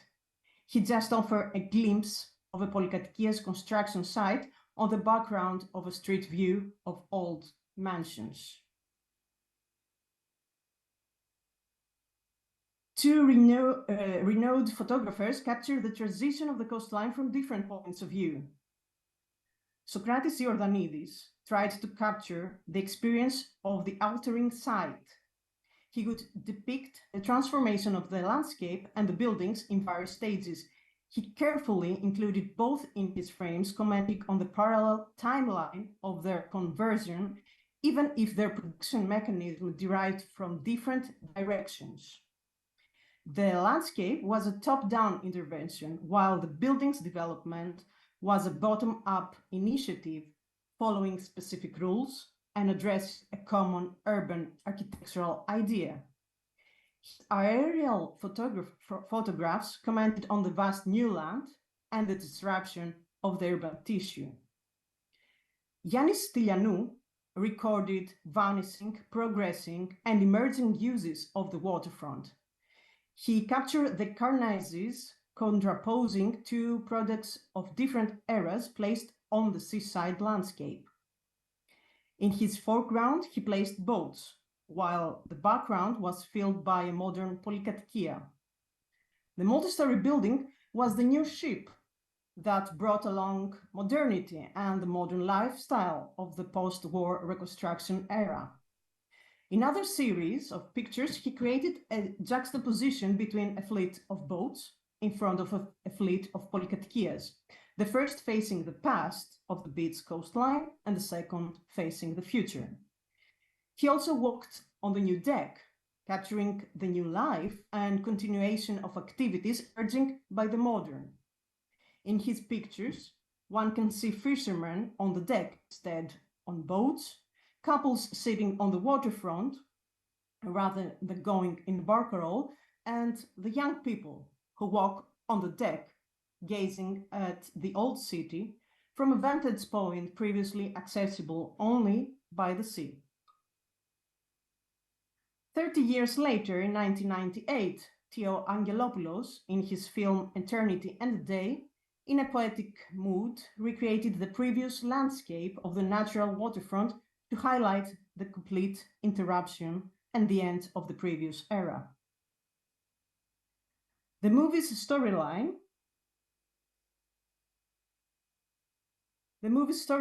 moved back and forth between the past and the present film time. The Emmanuel Salem Villa by architect Xenophon Peonidis, that is pictured in the film as the protagonist's home, was already abandoned and empty at the time of filming.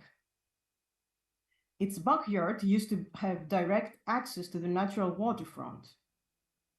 The house was refurbished in order to shot the internal shots, while the external shots were edited to recreate the vicinity of the villa to the past natural waterfront of Thessaloniki. In the scenes of the past storyline, the landscape and the villa were pictured full of life, while in the present storyline, the villa is on its last survival day, similar to the protagonist's life. Angelopoulos would only offer a soft glimpse of the neighboring Polykatkia, commenting on the future end of the villa's era. In the storyline of the present, Angelopoulos captured the view of the new coastline as seen from the historical city center on a foggy day, where only the straight line of the deck can be seen, together with a vague image of the touristic hotel, without any other shots on the already developed Polykatkia's waterfront facade.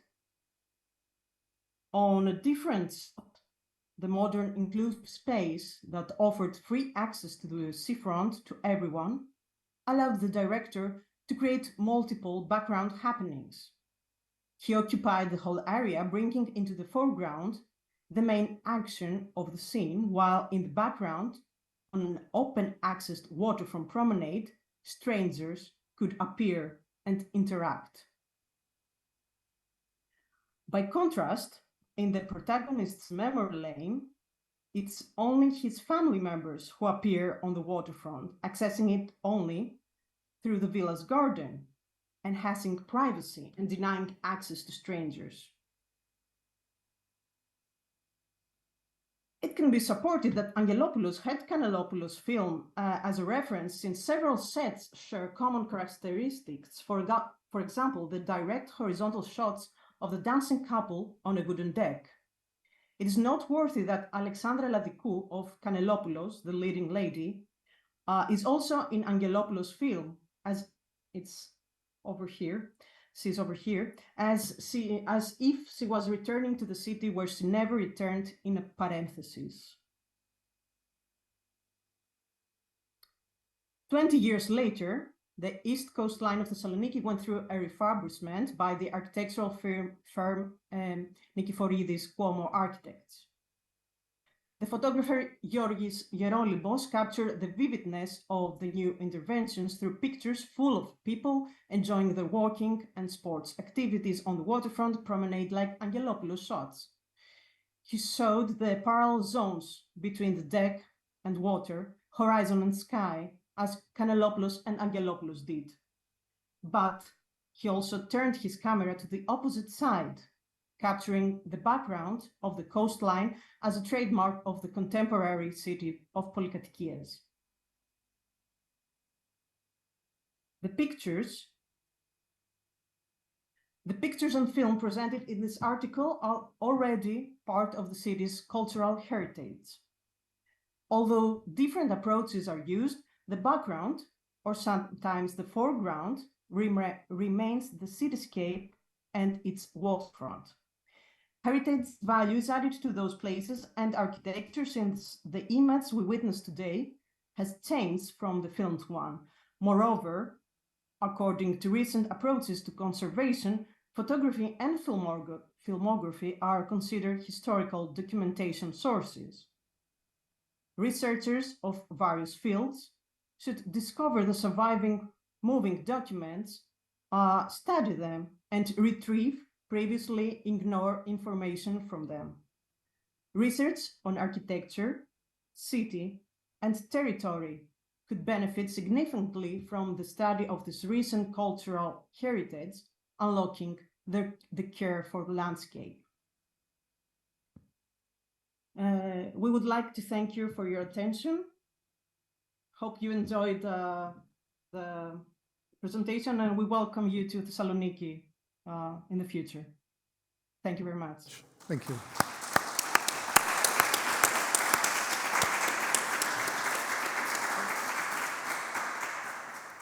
We're going to have time for questions in about 15 minutes. I'm just going to introduce the next speaker, João Noves Tavares, who is going to talk about FOS Vela, the creation of an image of permanences and transformations, and continuing the continuity of all the papers he's looking at, in this case, TV representations of a place that I'm sure everybody knows well, who's from Portugal and from Porto. João is a researcher with the MA in the History of Art. Sorry, he's currently a researcher, and he finished his MA in the History of Art, Heritage and Visual Culture, connected with here at the University of Porto. Thank you. Okay. So, good morning. In the next minutes, I'm going to make the presentation of Foz Velha, the creation of an image of permanences and transformations, when we will focus on the urban landscape of Foz Velha, near Porto, in the sea coast, and we will make this approach through the analysis of a television documentary that had passed in the 70s and aiming to distinguish the image that is linked to this territory from the documentary. So, this documentary was broadcast in 1975, belonging to the series As Pedras e o Homem by RTP, that is the National Portuguese Television. And its aim was to disseminate the Portuguese-built heritage through several thematic programs, such as some programs dedicated to Portuguese architects, for example, Cassiano Branco, or to some historical styles, for instance, the Baroque or the Romanesque. The production is by João Martins, or after 1975, the Trabalhadores da Planigraf, and the script also appears as being of Luís de Pina or Fernando Gonçalves.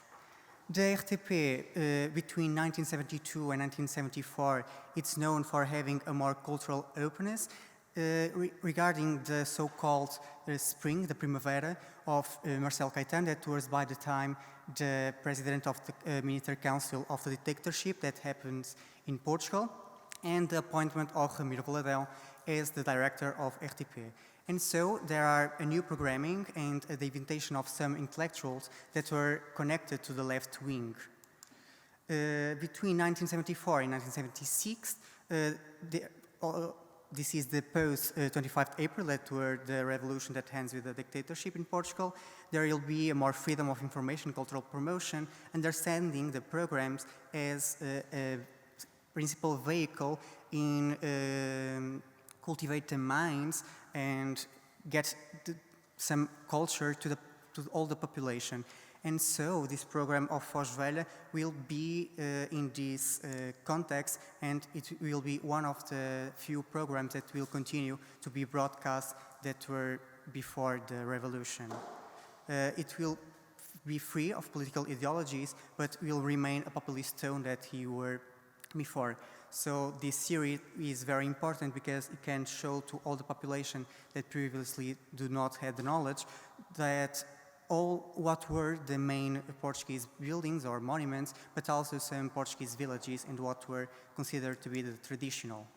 The documentary of Foz Velha that we are analyzing begins with an orchestral suite and with some shots in increasing cadence of waves breaking at Foz Velha, but also some sculptures that are placed in Avenida Brasil, that is near Foz Velha, but also with the entrance of a ship in Barra do Douro. So we have from the beginning the association of Foz Velha as a place of maritime life, of a fishing community. After the opening credits, we'll start the documental part when there are shown very many shots of the urban landscape, the surroundings, but also architectural details of religious or civil architecture, but also trying to get us know what was the community that lived in the space. It will be also accompanied by a discourse that tries to give us an architectural characterization, but also a social characterization of the community.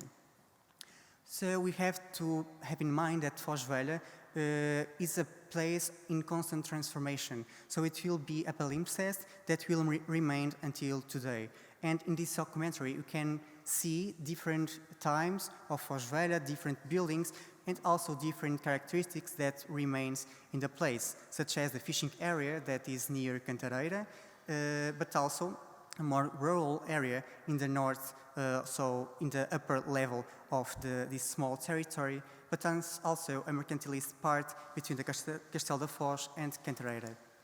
And this last one is the most displayed in the documentary, as we can see in this screenshot, and was developed between the 15th and 17th century with some dwellings belonging to the mercantile bourgeoisie.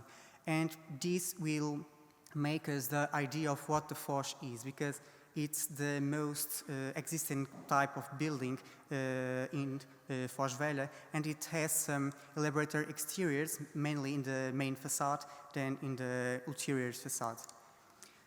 Between the 18th and the 19th century will be a new change at Foz Velha, transforming it in a place of villeggiatura for the practice of sea bathing. And so in this documentary you can also see this type of buildings which have some exotic or picturesque characteristics, and it was because of the construction of villas and chalets for the bourgeoisie and some mercantiles of Porto, but also other northern cities of Portugal. But according to the documentary, what is a trace of a local architecture? So by the shots, the architectural details and the script, we have the idea that every traditional dwelling at Foz have some garden or vegetable garden, mainly in the backyards, but sometimes also alongside the house. They have also multiple water or two-water roofs with reddish tiles. The facade has ordinary masonry or rustication, or in other cases, the plaster with light colors, azulejo, or slate, mainly in the additional floors.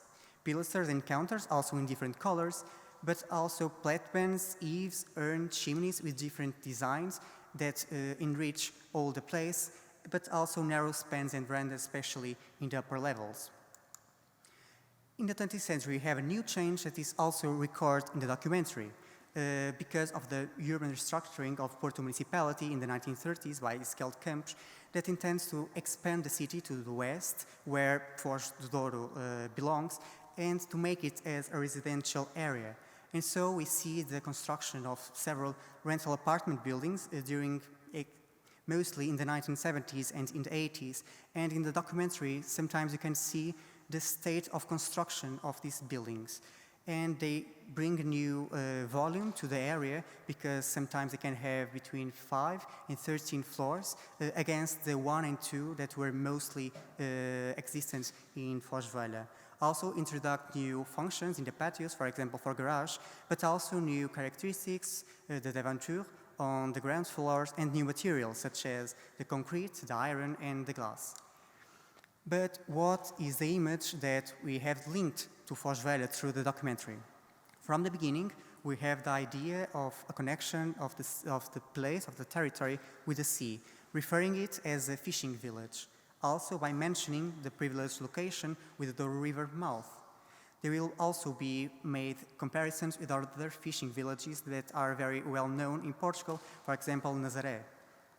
But will also evocate a rural environment that lives harmoniously with these maritime spaces. However, the maritime and fishing areas are only displayed in the documentary in the beginning and in the closing of the documentary, with all the rest of the documentary be recorded and registered other parts of Foz Velha, mainly the buildings that exist in the center of Foz Velha. Also, the image of the community is associated with laborious toil and a serene daily life, emphasizing the religiousness of the people by recording the chapel of Nossa Senhora da Conceição, the church of São João da Foz, but also some steps of Christ. So we have this idea of a community that is very simple, they have a simple life, they are cheerful, and it as this character is emphasized by shots of children that are running and playing around the center of Foz Velha, some housewives in their daily lives, but also fishermen.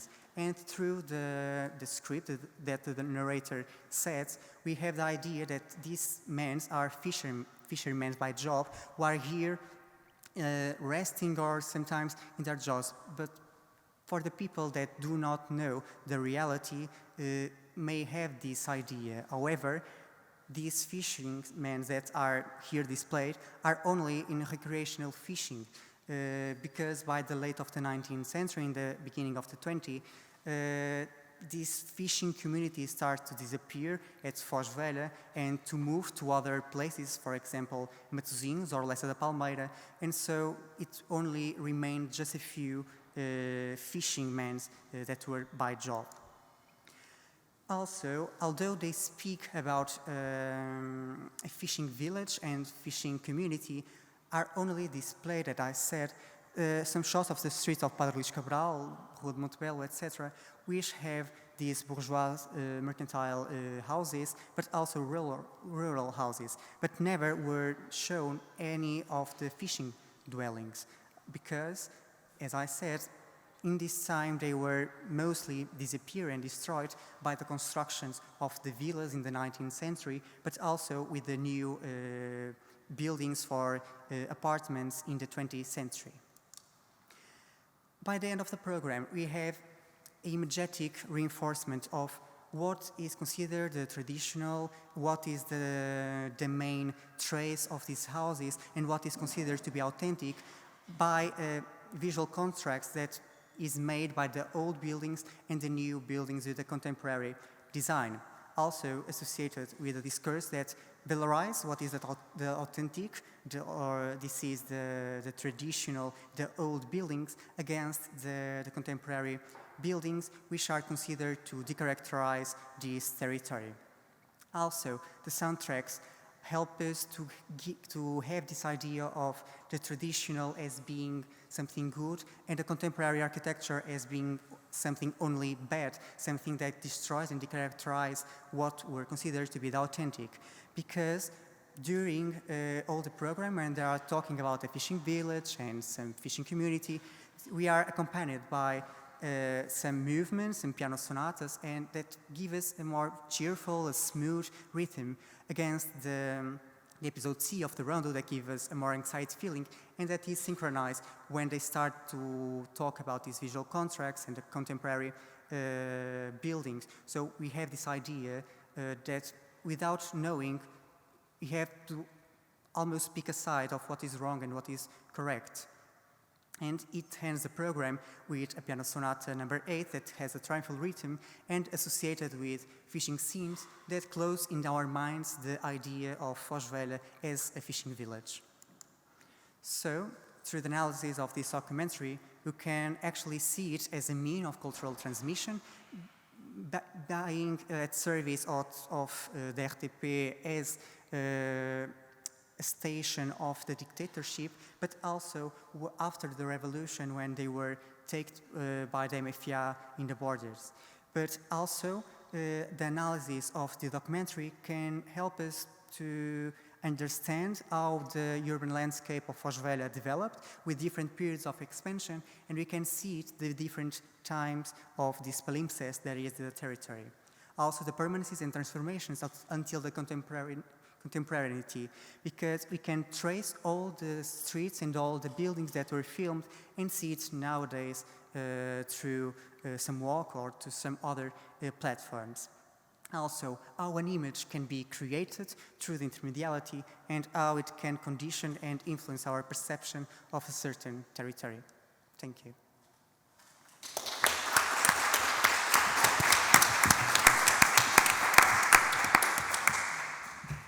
Thank you very much. That was fantastic. 3 very good papers. I just wanted to quickly try and draw some threads together, just to open up conversation, perhaps binding what we saw in the first session with this one. I think in this session for me, because I haven't been a part of all of the papers, what sort of was the glue is the constructing of the identity of place through photography or cinematography. So I think in the first session, the papers were focused on questions of regeneration, which overlap with that. But in this one, I think for me, it's very much this constructing identity of place through different found sort of sources. Some of the real-time spaces are what Rosa Tamborino calls on-site.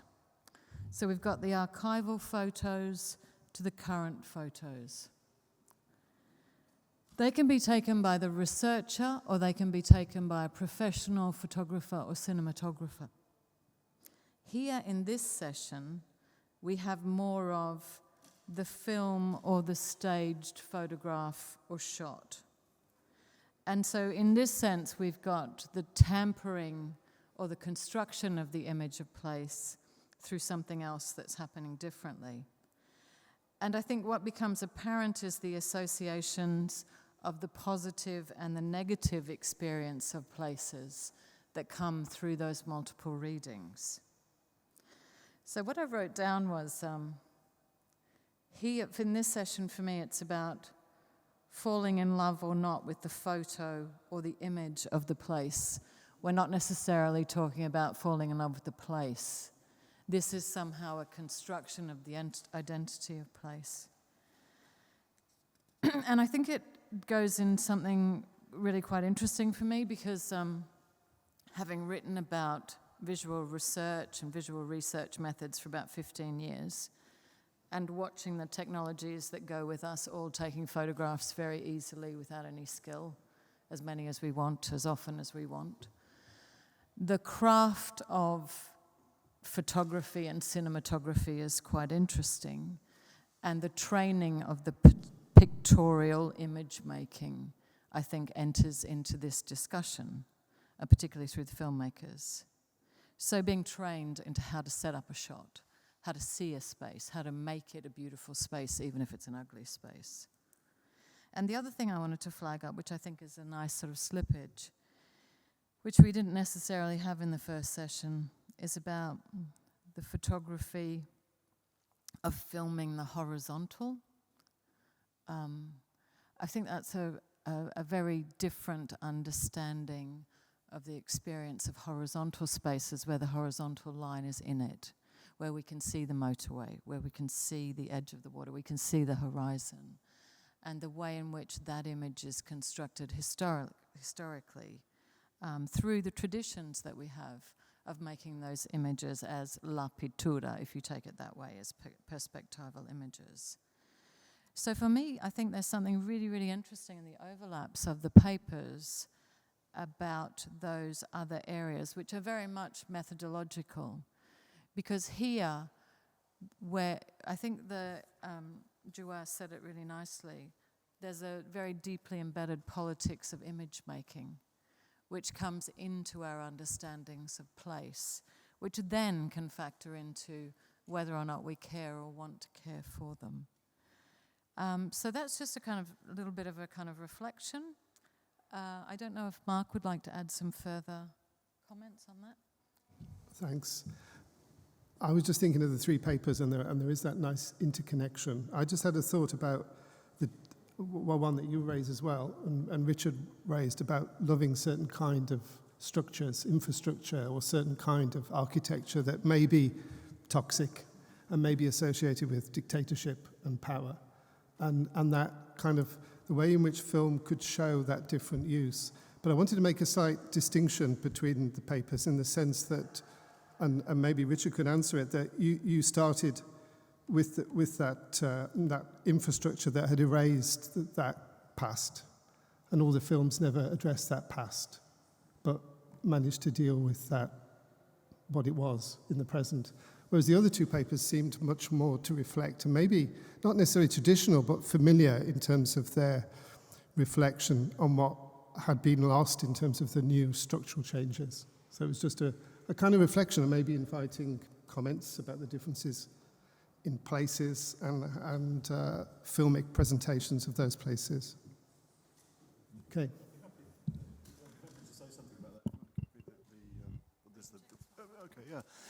No, that's lovely observations there, and I thought the whole panel held together very nicely. But I mean that's a very interesting point. Just to return to that. So we've got what I was looking at were certainly thinking about the erasure of the past, and even there's a moment in Elevado 3.5 where there's some archive film, and it's treated remarkably dispassionately. You know, it's there. It's not. There's not a kind of nostalgia or a sense of, you know, crisis or loss or anything like that. The film is really trying to deal with the present, and that, you know, that there has been a great sort of working through of that, of loss in other formats. But I think what's striking about the visual representations is that they are quite preoccupied with the present in different ways, even if the conclusions are quite negative. But it's to do with the present situation, and I think that's what the appeal of those visual representations was for me. There is there are all kinds of journalistic representations of that subject, where there's particularly around the loss of this big avenue, the Avenue de Saint João, which Claude Lévi-Strauss had written about. You know, it has a sort of global presence in that way, and there's all kinds of sort of nostalgia and loss. And it's often in the newspapers that you would expect to be supportive. I mean, they're conservative newspapers for the time being, but they often you know, communicate that. But it's in this. There seems to be in filmmaking. There's something sort of quite new going on. A desire to deal with the present. And what do you think that? Sorry, what do you think that does to influence the care of landscapes as real sites? I might have to think about that. I don't know. It's well, I think I mean, for me, what's interesting about that position about sort of dealing with the present is that it's at that point that you can start to do something.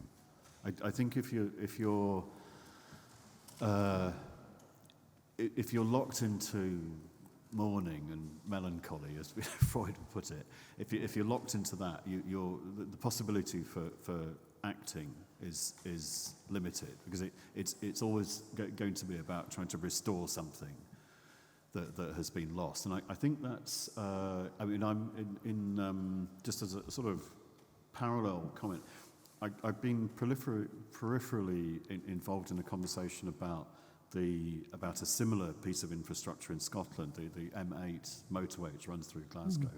And at the moment, the discourse around that, the public conversation around it, is all about, is profoundly melancholic. I mean, it's nostalgic, and it's all about wanting to restore something that's been lost. I mean, in fact, was lost a long time ago, 50 years ago. But it's the discourse is around that, and it's the result is that it's quite difficult to do anything in the present. That the present is so devalued that it can't. So small-scale actions in that context are at the moment extremely difficult. I mean, borderline impossible. Whereas you know. Could I just? So I was just going to invite Sotiria to maybe respond to that, because I got the sense, Sotiria, if you're still there, I was thinking about your reference to Angelopoulos. I mean, that was doing something quite different. I did see that film, but quite a while ago. But it seemed to be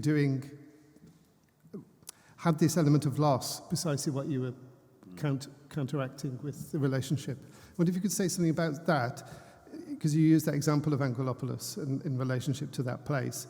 And I also sensed it in those, it wasn't not the last photographs by Yorgos Iolimos, but the early photograph at Alexandria that had the boats. There was that element of what went before, the mansions and that prehistory of the waterfront.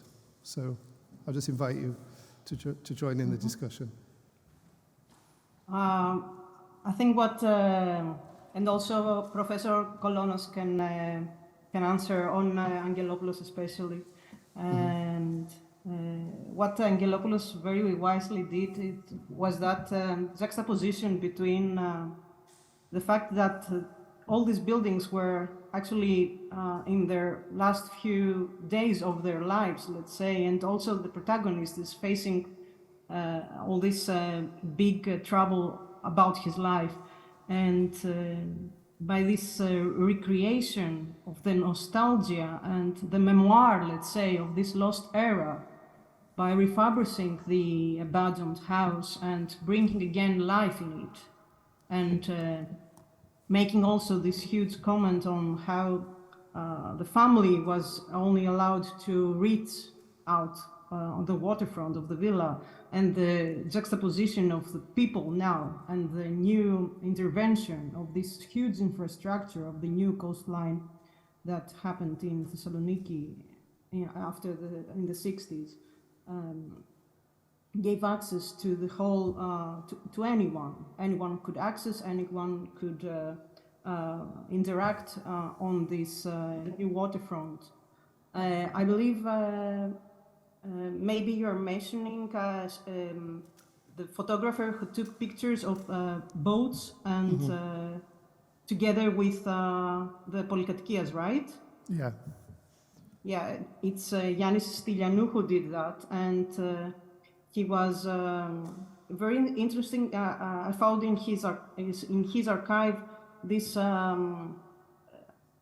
collection, let's say, of pictures that he took on the waterfront in the moment that it was about to be landfilled. So it was the last few days of this carnage, this boat refurbishment installation, not installation, an enterprise that was actually on the waterfront. And it was very interestingly how he actually gave a comment on this past activity that was going to evaporate, let's say, because it was like crossing out all these past activities that were on the coastline and bringing in on the background that was kind of developing to the foreground all the new, this new ship, as I mentioned, the new ship that brought modernity to the city. Professor Kolonas, maybe? Yes, if I have to add something, you can hear me? Yeah, we can hear you. Okay. The first idea was to point out that directors were very fond of the seafront of Thessaloniki, and especially the two ones, Kanellopoulos and Angelopoulos. I was lucky to meet Kanellopoulos, the first one, when I was a child, because our families were connected. And I knew that he was not a commercial director. He was somebody who looked at the city in another way, very artistic, but not at all commercial. That didn't bother commercial actors like Miss Ladecou. I happen to knew her as well, to play in a film without any salary, because she was fond of the subject, the lost image of the city, because she was playing in the National Theatre here and she knew how was the seafront before this speculation on urban soil. So we have a dialogue, a speculation versus nostalgia. Nostalgia for a lost image, but this lost image was limited to the owners of this mansion. So it was not easy for everybody to see this view from and to the mansions. So we have this speculation, but we have the free view to all. And these two directors try to demonstrate how it was this image before and afterwards this new seafront. A recreation of a lost image. But it's too late, maybe. We still have some of these mansions standing there. If you visit Thessaloniki, you can see the big majority of them being restored and rehabilitated, and only very, very, very few are in the ruined condition as the one we saw before. Yes, cinema can recreate architecture and urban planning when the reality is so hard to follow. That's my comment. Thank you. Thank you. Anybody got any questions? Oh, yeah, thank you very much, Eka. Yes, that'd be lovely. Good, thank you. Thank you. Well, thank you for some very interesting presentations. Something's popping up in my mind, and I'm just curious this about looking back and what we have lost. Is there also a kind of hope in some of these films in terms of, in a way, showing what it has been or what it could be? And I'm just thinking now, like, for example, we now know that we need to care for the climate, due to the climate emergency. So some seafronts maybe need to be readapted into a new situation, meaning that we need to cut holes in the concrete to allow vegetation to support, for example, the maritime climate. Or in São Paulo, how is that highway coming into a new stage? And I think that is quite interesting in terms of how the film medium can pendulate between what we have lost, but also what can come. So that the more projective aspects of what can be a future is also something that we haven't really touched that much upon yet. Maybe there was something earlier this morning with Julia's presentation with the installation in the H Tower. Something that are, under the surface, but is there. And I don't know whether you would like to comment on, how can the work with film start to also address new future aspects?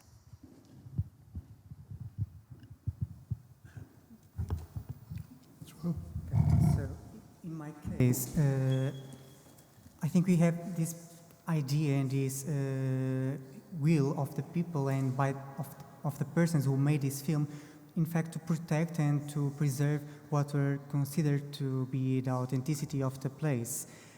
However, I didn't see it in other documentaries about the same period with contemporary architectures, which made me think that Foz Velha and this documentary about Foz Velha is very paradigmatic, because by the time I do not see any other documentary talking about what were the tradition trace and what were the contemporary buildings doing to this tradition, to this authenticity of the territory. But also, moving out of the film, the population of Foz Velha in the next decades, by the 80s and the 90s, will unite in order to stop these constructions, and they will even try to classificate as a national monument this area, in fact, to protect. And maybe these films help them to create this idea of what is important to preserve. Also because next to Foz Velha, there is Avenida do Brasil, which leads from Porto to Matosinhos, and this area is even most affected. And maybe this idea of what this small territory can be with a place filled of high towers and with none of the traditional places makes something in their minds. No, not in the nostalgia way, but maybe in a will to preserve what were considered to be historic and their characteristics, because most of the families live there for many generations, and so they feel that they belong to the old Foz Velha and not to a new thing that were being constructed.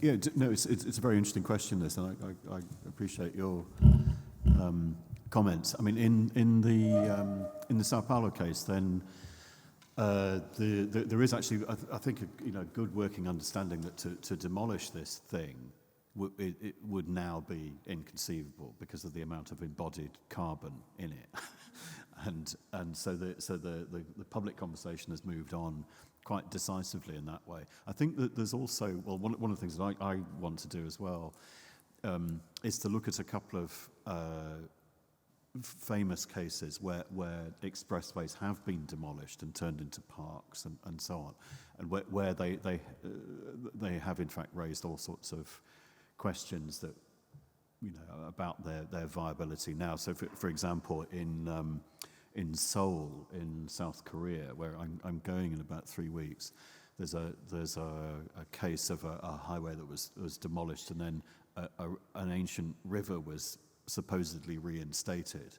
But it's become quite clear over the years since it was done that to reinstate the river involved creating an elaborate fiction where another river had to be diverted, a pumping station had to be built, and it's basically this pumping station is working 24 hours to push the water in the direction that it wouldn't naturally go. So it's like the whole thing has been extremely costly, and I think we wouldn't do those things now. So I think we are.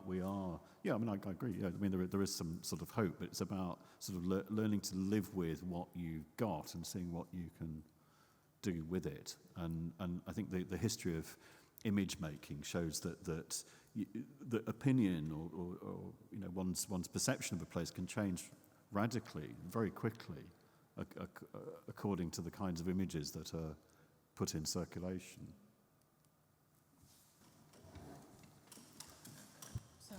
To drag this on, but I think that yes and no, because if you take the case in the UK of, say, brutalist architecture, you're never going to crack that.